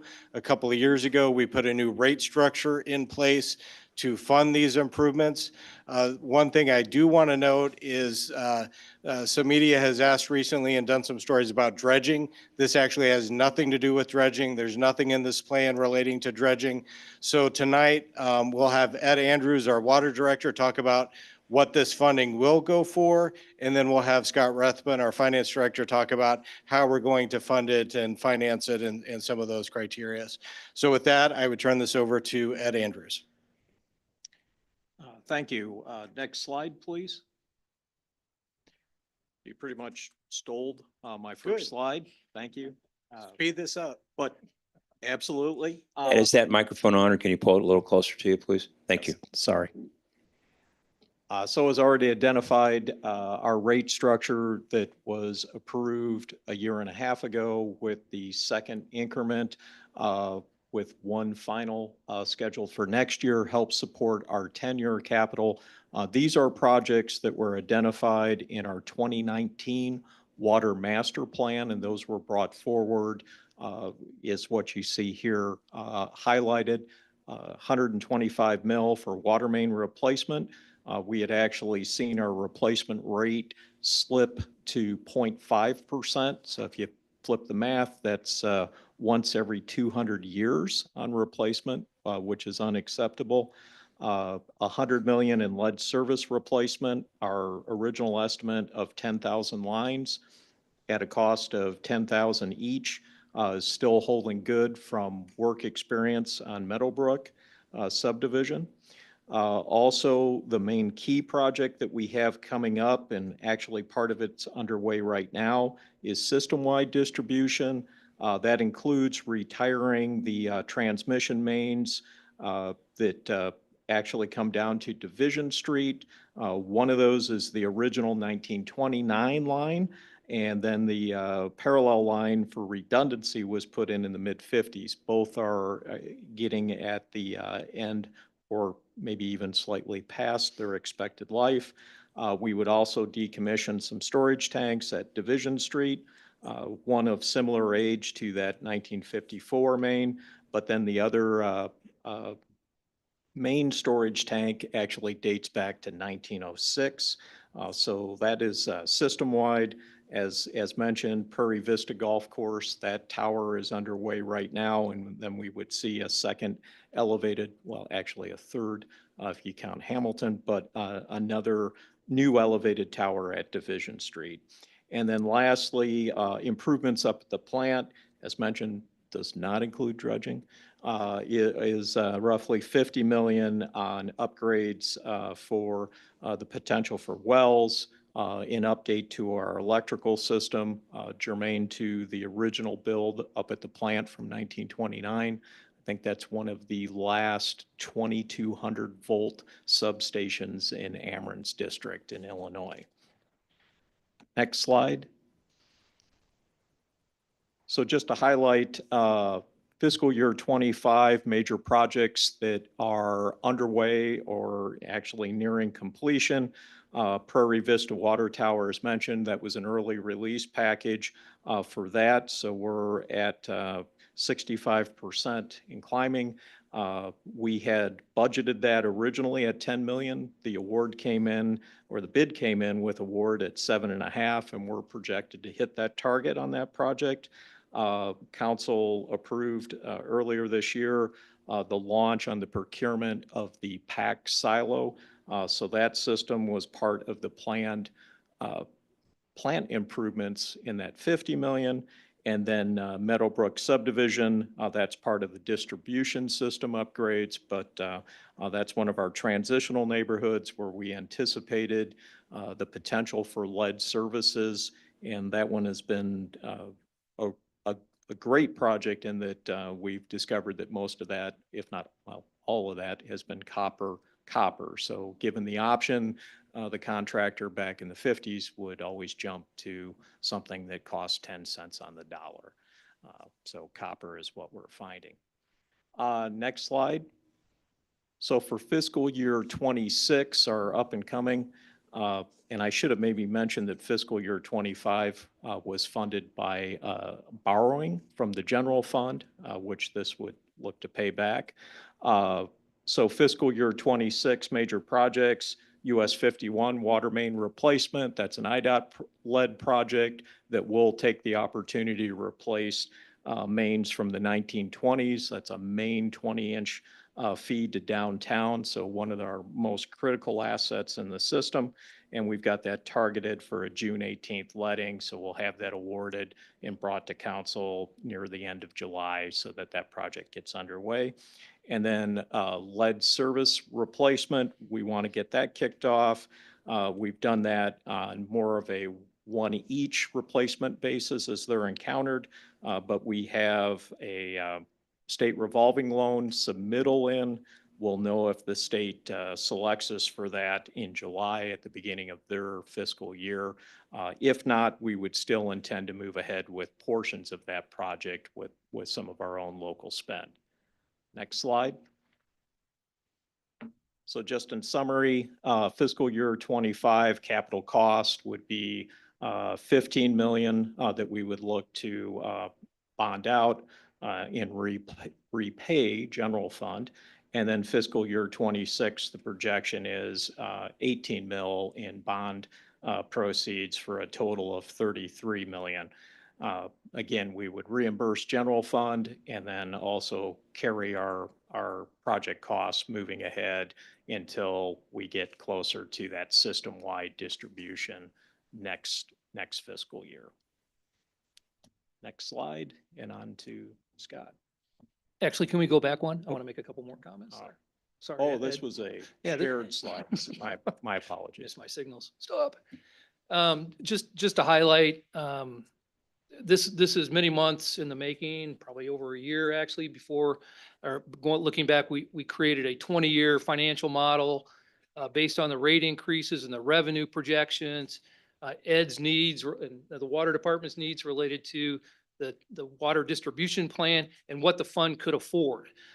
Many discussions with rating agencies, financial advisors, et cetera, and we came up with a borrowing plan that included actually a $15 million projected borrowing for FY25. But the year was kind of progressing along, looking to see what was going to happen with rates. And we got towards the end of the fiscal year, and it just made more sense to wait and combine the two borrowings into one. There's obviously legal costs, et cetera, related to doing a bond issuance. So that's why you're kind of seeing 2 years combined there. This funding really covers the needs for those 2 years, but part of the 26 projects, the cash spend is going to go into 27. So it kind of gives us some flexibility. We have a large borrowing plan for FY27 of 70 plus million, but we can utilize some of those FY26, $18 million in early FY27 when early costs come in. Wait until we have some visibility on the progression of the entire overall project, costs, et cetera, before we initialize that next funding. So just in general, this was part of the plan all along related to the rate increases, was to do borrowing, leveraging future revenues so that we could pay back on debt service so that we could address issue and the needs now. Next slide, please. Okay, so rate increases. What does that look like? We could go into a lot of detail. We've got lots of spreadsheets, and we did a lot of this review with Moody's. But just in general, the rate increases and how that's reflected in the metered services revenues, this is consumption revenue, water consumption. So FY24 was about 15.2 million. FY25, we have projected about 19.8 million. This is with the Moody's. So that's a 30% increase, even though the rate increase was 33%. So maybe we have a little elasticity in that, meaning, because the rates are higher, people are using less. Maybe where there was some impact related to the taste and odor issues we had over the winter and early spring, that remains to be seen. But these numbers here are what we have captured in our 5-year budget. So you're going to see some deviations, some variations between like 32% increase. It's just rounding going down through the list. And then in FY28, after the 33% increases go into effect, we have a CPI that was approved as part of that original ordinance, Consumer Price Index, WST, Water, Sewer, and Trash Specific Index, to help the fund keep pace with the inflation after those initial 33% increases go into effect. Because the reality is costs will continue to go up, and unless we have a mechanism to increase the revenues over time too, we're going to see a separation between the revenues and the expenditures in the fund. So to highlight the amount of revenue that this is accumulating to go towards debt payments and pay-as-you-go capital as well, you can see 15.2 million down to FY30, 39.3 million over to the right. The cumulative annual revenue increase is about $24 million. It's a lot of money, but we're looking at ramping up borrowing to get to a point where we have over $10 million in annual debt service needs. And then we're also looking at a certain point in time be able to pay in cash $10 to $15 million annually. So next slide, please. This is a little complicated exhibit, but this is basically an income statement from our 5-year budget. We provided this to Moody's just to kind of highlight a couple of line items. The charges for services, 27 million up to 40.3 million. That number won't tie with the previous exhibit because there are some other revenues that are included in that line item. But you can see the accumulation over those 5 years there. And then rolling down into expenditures, you can see in CapEx, with 18.9 million. There's also some components of capital projects and contractuals too, because we actually have over $20 million budgeted in capital projects for FY26, but we're borrowing 18. Then looking out at 27, that same line item, you can see that we have projected $81 million in capital projects for FY27. So there's details related to that 80 million that we have in the budget. But that just kind of highlights what we're talking about as far as that next round of borrowing out in FY27. But again, we're hoping that this $33 million takes us out into 27, gives us and provides us some visibility. And then the debt service, you can see it starting at 1.3 million, going up to 8.2 million out in FY or 2030. And I mentioned getting to about a $10 million borrowing plus 10 million plus kind of on a recurring basis after that point. And then down at the bottom, even with FY26, we're kind of accumulating our reserves, adding to our reserves a little bit with this first borrowing, and then we're gonna utilize those in FY26, getting a jump start on projects. We're actually projecting to use $2.5 million of reserves, or projected ending reserves would be around 6 million. And then you can see the next 2 years we're actually looking to use reserves and keeping our reserves still in that 3 and down to 2 million before we start kind of really feeling the impact of the revenue increases out in FY29, where we're starting to add reserves and putting those back in place, because our reserve balance should really be about 25 to 30% of recurring revenues. And we share this with Moody's. We also shared with Moody's the entire scope of the project. We did that a year and a half ago. So that was incorporated in our ratings update, which remain the same, which I'll talk about more in a moment. Next slide, please. So the bond transaction, we could take an hour going through all the details. There's a 300-page disclosure document, a preliminary official statement that gets issued. That's what we pay our bond counsel for. We want to disclose everything about the city to the potential investors, kind of like we did with Moody's, but in a very detailed way. Our financial advisor is Mesero Financial. They help us structure this deal based on the size, making sure that we're dotting all the I's, crossing all the T's, and doing what's best for the city and the community and our residents, our taxpayers. So a GO bond, general obligation bond, I put here, it's a debt, type of debt, municipal debt.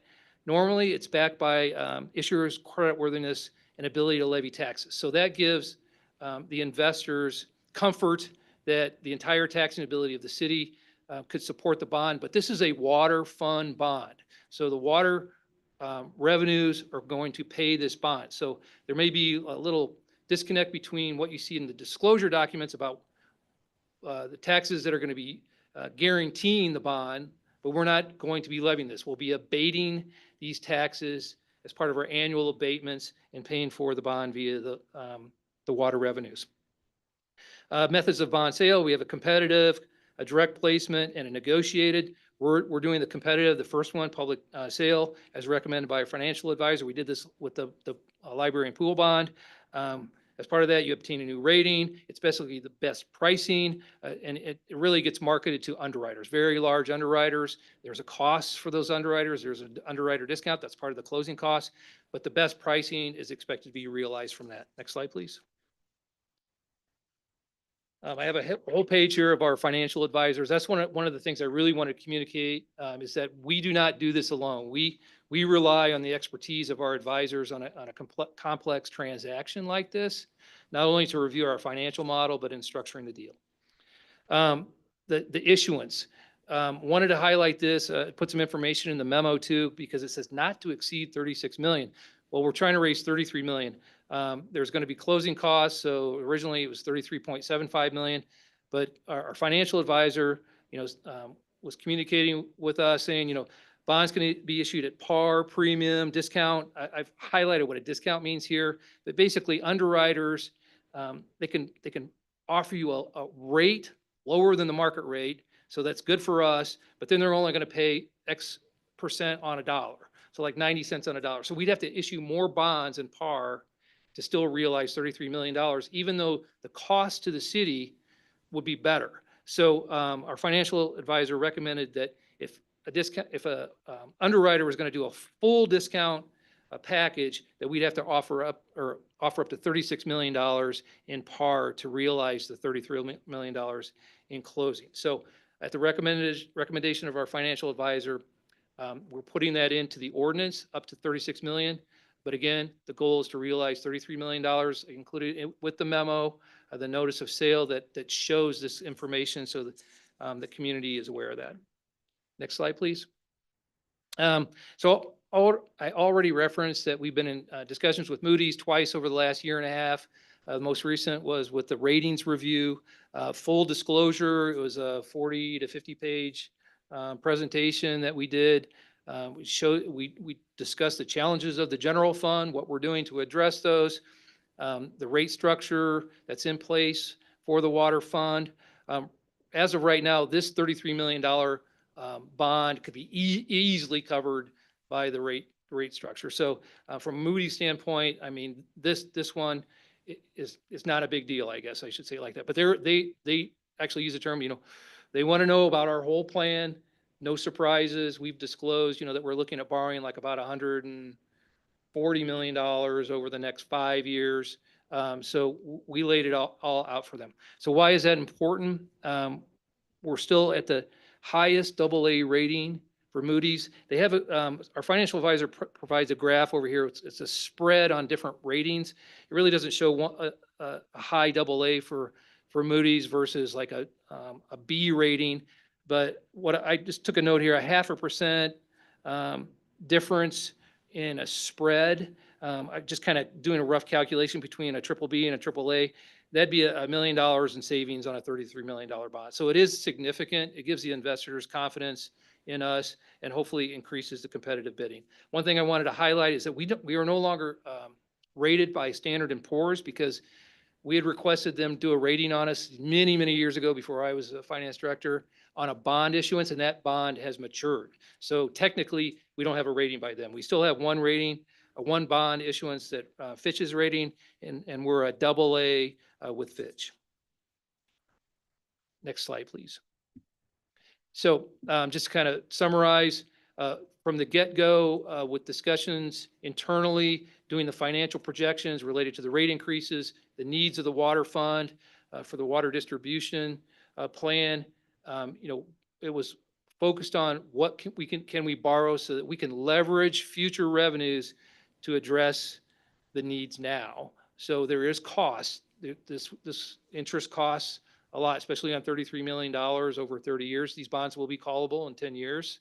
So if interest rates go down, we'll be maybe refinancing those in 10 years.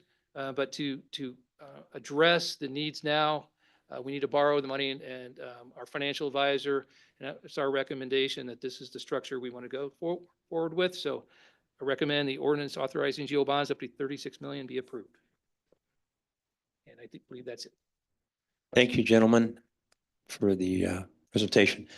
Members of the council, comments or questions? I'll move approval. Okay. Second. I'll second. For me, a quick question. Yes, sir. This has nothing to do with dredging. Absolutely not. Okay.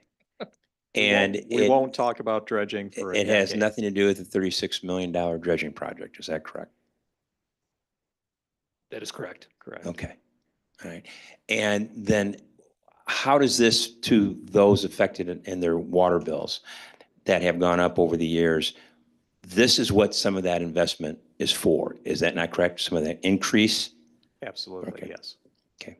Thank you.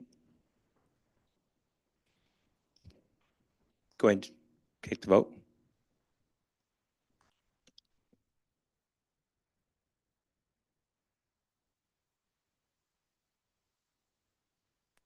Okay. Thank you very much again, gentlemen. Next, we're going to go back to, item number P, which is in the consent agenda. Yes, thank you, Mayor. I'm going to turn this back over to Corporation Counsel. Chris Spanos had a little bit more time to take a look at this. The question is to whether or not the ordinance passed or not, and I'll let you take it from there. First, I apologize. I made a mistake. Second, I want to tell you that I figured out my mistake about 1 minute into the last presentation. So I sat through the next two presentations, wiggling on the hook, waiting to say mea culpa, mea culpa. I didn't realize that this is an ordinance. And under the Illinois Municipal Code, all ordinances require a minimum of 5 votes to pass. So I was incorrect. We did not get the minimum to pass the Green Top grocery ordinance. So therefore, the motion failed. I apologize for missing that. Very sorry. Okay. With those that had to be recused, there's no way we're going to change that. Not tonight, correct. Thank you.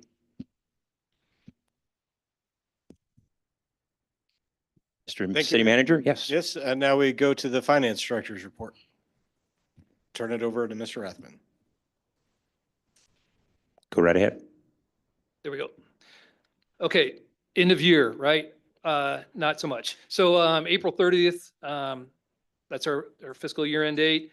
But this will be the first of 3 presentations for April, or for year end. We have 2 more months of sales tax to realize. There's going to be final audit accruals. We have to accrue the first payroll in May back into April. So there's a lot of work to be done. So these numbers, we're tweaking the projection for the general fund as we go along. Part of it's changed. The revenues have changed somewhat positively, but otherwise, like the enterprise funds, there's a lot of work still to be done. Next slide, please. So right away, I'm just going to jump to the bottom. Variance total year to date, 1.15 million. Last month, to get your attention, it was 1.6 million negative. So we've had a $485,000, almost a $500,000 positive swing. So what is causing that? So home rule sales tax and state sales tax have gone up significantly. This is related to a legislative change at the state level related to leveling of the playing field. I've talked about this before, online retail sales, the collection of local tax on those. So we had received, not to get too much in the weeds here, we received information from IML, Department of Revenue, related to this. We built an increase into FY26, but what happens is the local use tax, which is kind of like the base state sales tax that these retailers were submitting, that's going to go way down. So we have had an increase in home rule and state, and local use has gone down by $252,000 over prior months. So it shows a $427,000 year-to-date negative variance. Home rule has gone up $444,000. It was $33,000 negative last month. So in finance, we're watching this. We've communicated to administration. We have 2 months of activity where it has come in over. The first month was significantly over prior year. The second month was over prior year. So we need a 3rd month before we're comfortable with what's going on there. But regardless, right now, it's a positive impact from a year-to-date standpoint. Whether or not we're going to see that going through FY26 will be determined in the next few weeks. I'm going to highlight local motor fuel tax as the revenue of the month. I've been doing that a lot, but it's an important line item. So local motor fuel tax, negative $288,000 year-to-date versus budget. You can see over 4 columns, it's $233,000 less than prior year. However, next slide, please. So this is a version of our tracking worksheet. I usually start on the left side, with our budget. We budget seasonally, so we take years of data and we try to determine based on the trend during the budget cycle where we're headed as far as the total goes, and then we get the total and we seasonalize it based on prior year's activities. So our budget for FY25 was 4.2 million. The monthly actual columns speak for themselves, and then we start doing a projection as the year progresses. As the actuals hit, well, let me back up. So I'm going to highlight the monthly actual versus the monthly actual last year. So while we have a monthly variance in the right, in that column of $25,000 under for January, then we had a rebound in February of 6,000, because the seasonality can kind of impact this sometimes. In March, we had 337 with a $22,000 under, so that doesn't look so great when you just look at it like that. But if you look at the prior year, 317,161 for January. Prior year was about 310,000, so we're over prior year. February 318, 294.7 prior year. March 337, 315 prior year. So it does look like we're rebounding. We can maintain some hope there. You can see that our projection for the year is about 3.8 million. For FY26, we took the budget down because we were seeing this kind of lagging of about $30,000 a month, down to 4 million from $4.2 million in FY25. So for asphalt and concrete, the fund that this revenue is deposited into, this is a significant portion of the revenues for that fund. The other portion is 10% of home rule sales tax. So for FY26, that's 3.1 million. So between those two, we're $7 to $7.2 million available revenues for asphalt and concrete. One of the issues that I've talked about a lot with this tax is that it's a static revenue. It only is realized based on the gallons purchased. So if there's inflation, it doesn't go up. With home rule sales tax, as inflation occurs, we're going to get more sales tax. Home rule sales tax to 10% is going to go into the asphalt and concrete fund. So that portion of the asphalt and concrete fund can keep pace with inflation. Next slide, please.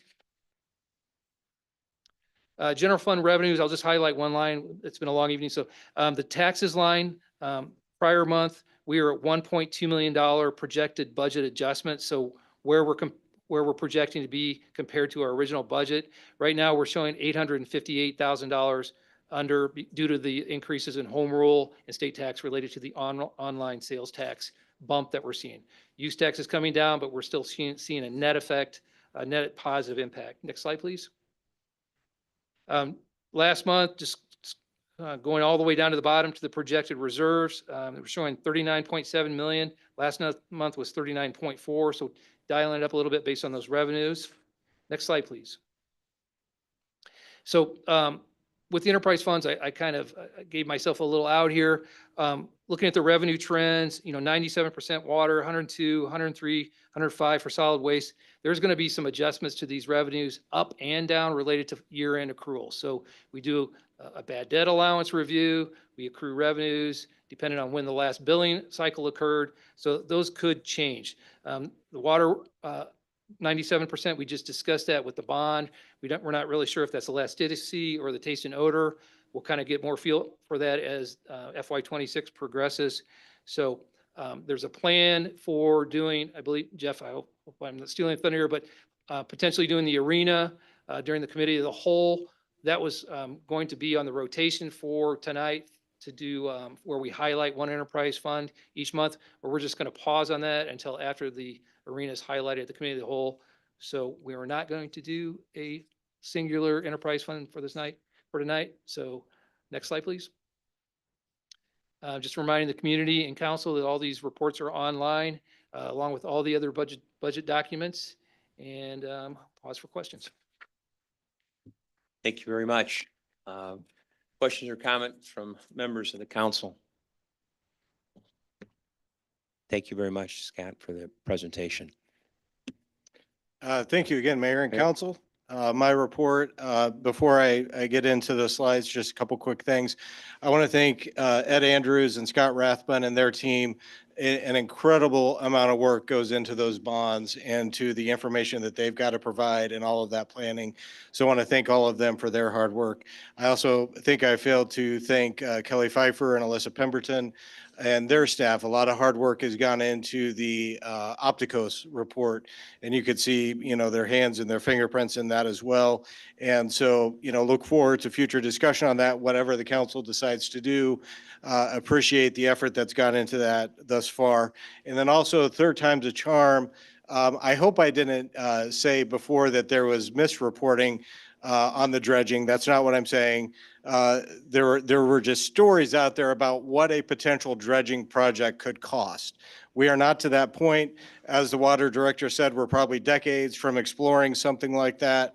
And again, just making sure the community is aware that this bond has nothing to do with dredging. So the third time's the charm on that, and we'll let it die at that, unless a council member wants to raise that again.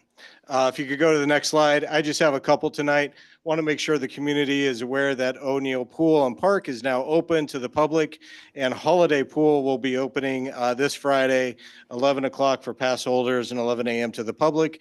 So we hope this kind of some weird weather we've been experiencing for the last several months, but hopefully we have a nice hot summer and the community gets to get out and enjoy these incredible pools. Next slide. Also wanted to just give a quick update on golf. Golf continues to outperform and really amaze us. Over this weekend, the Memorial Day weekend, we had over 1,500 rounds of golf played.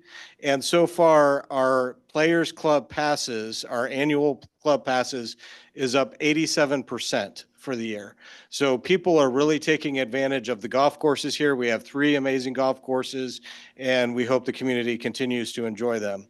And then my last slide, just to, again, let the community know and highlight the great work our police department does. They were recognized by the Bloomington Area Career Center as their business partner of the year.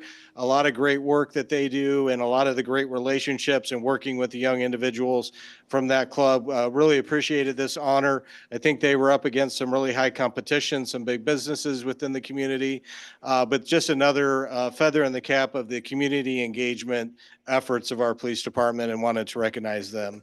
And that's all I have tonight. Thank you. Thank you very much. Other members of the council, we're going to reverse order here for a minute if there are comments from council. I had the honor of representing the city at the memorial for bicyclists who have been injured and killed in traffic accidents in our community. This was an event this past week that was in conjunction with other similar events around the world that are that were being held on the same night, and had the honor of hearing from the widow of a person who was killed in our community a couple of years ago, and riding alongside fellow bicyclists from downtown Bloomington to uptown Normal. And I just want to acknowledge that and remind us as a council that the decisions that we make about making our community safer for both pedestrians and bicyclists start with conversations like what we were just talking about in terms of the walkability of our community. And it does have an impact on people's lives. Thank you very much, and thank you for representing the council. Member Ward, on doing that evening, and your comments are well taken. And any other members? Comments? For my mayor moment, it's just a thank you on behalf of those who were able to make the Memorial Day Parade. Thank you to those who put the Memorial Day Parade on, and to our veterans throughout this community, throughout this country, and those who paid the ultimate sacrifice.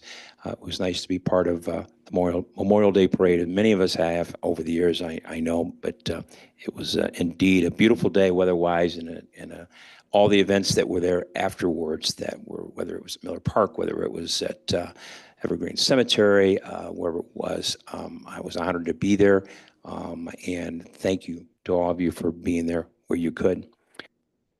I believe we need to go into executive session at this point. Correct. And I'm going to need a motion to enter into executive session per section 2C 2(5) of the Illinois compiled statutes to enter an executive, ask for the collective bargaining, and I would ask for a motion at this point. I'll move that we enter into executive session for the reason that you just described. Second. Thank you. Thank you. and no action after the closed session beyond adjournment. Thank you.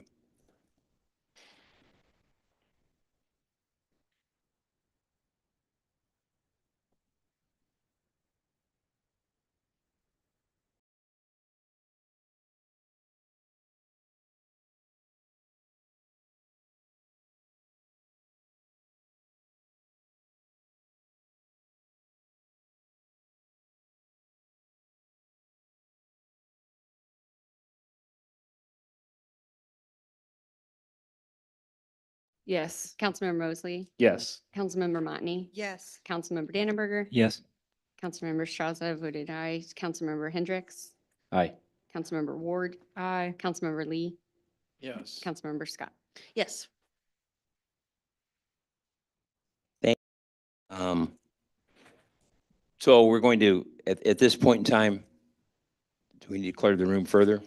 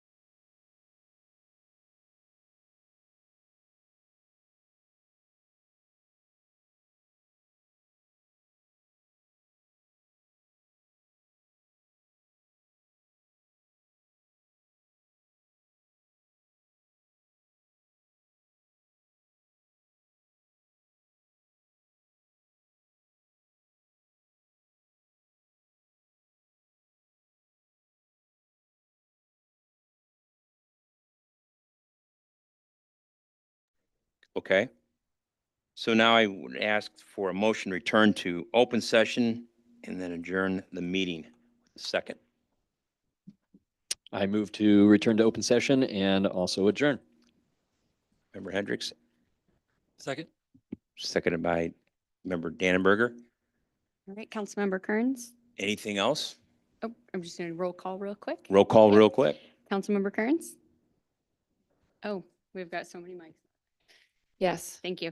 Councilmember Mosley? Yes. Councilmember Motney? Yes. Councilmember Dannenberger? Yes. Councilmember Straza? Yes. Councilmember Hendricks? Yes. Councilmember Horde? Aye. Councilmember Lee? Yes. Councilmember Scott? Yes. Thank you. Okay. Thank you very much, ladies.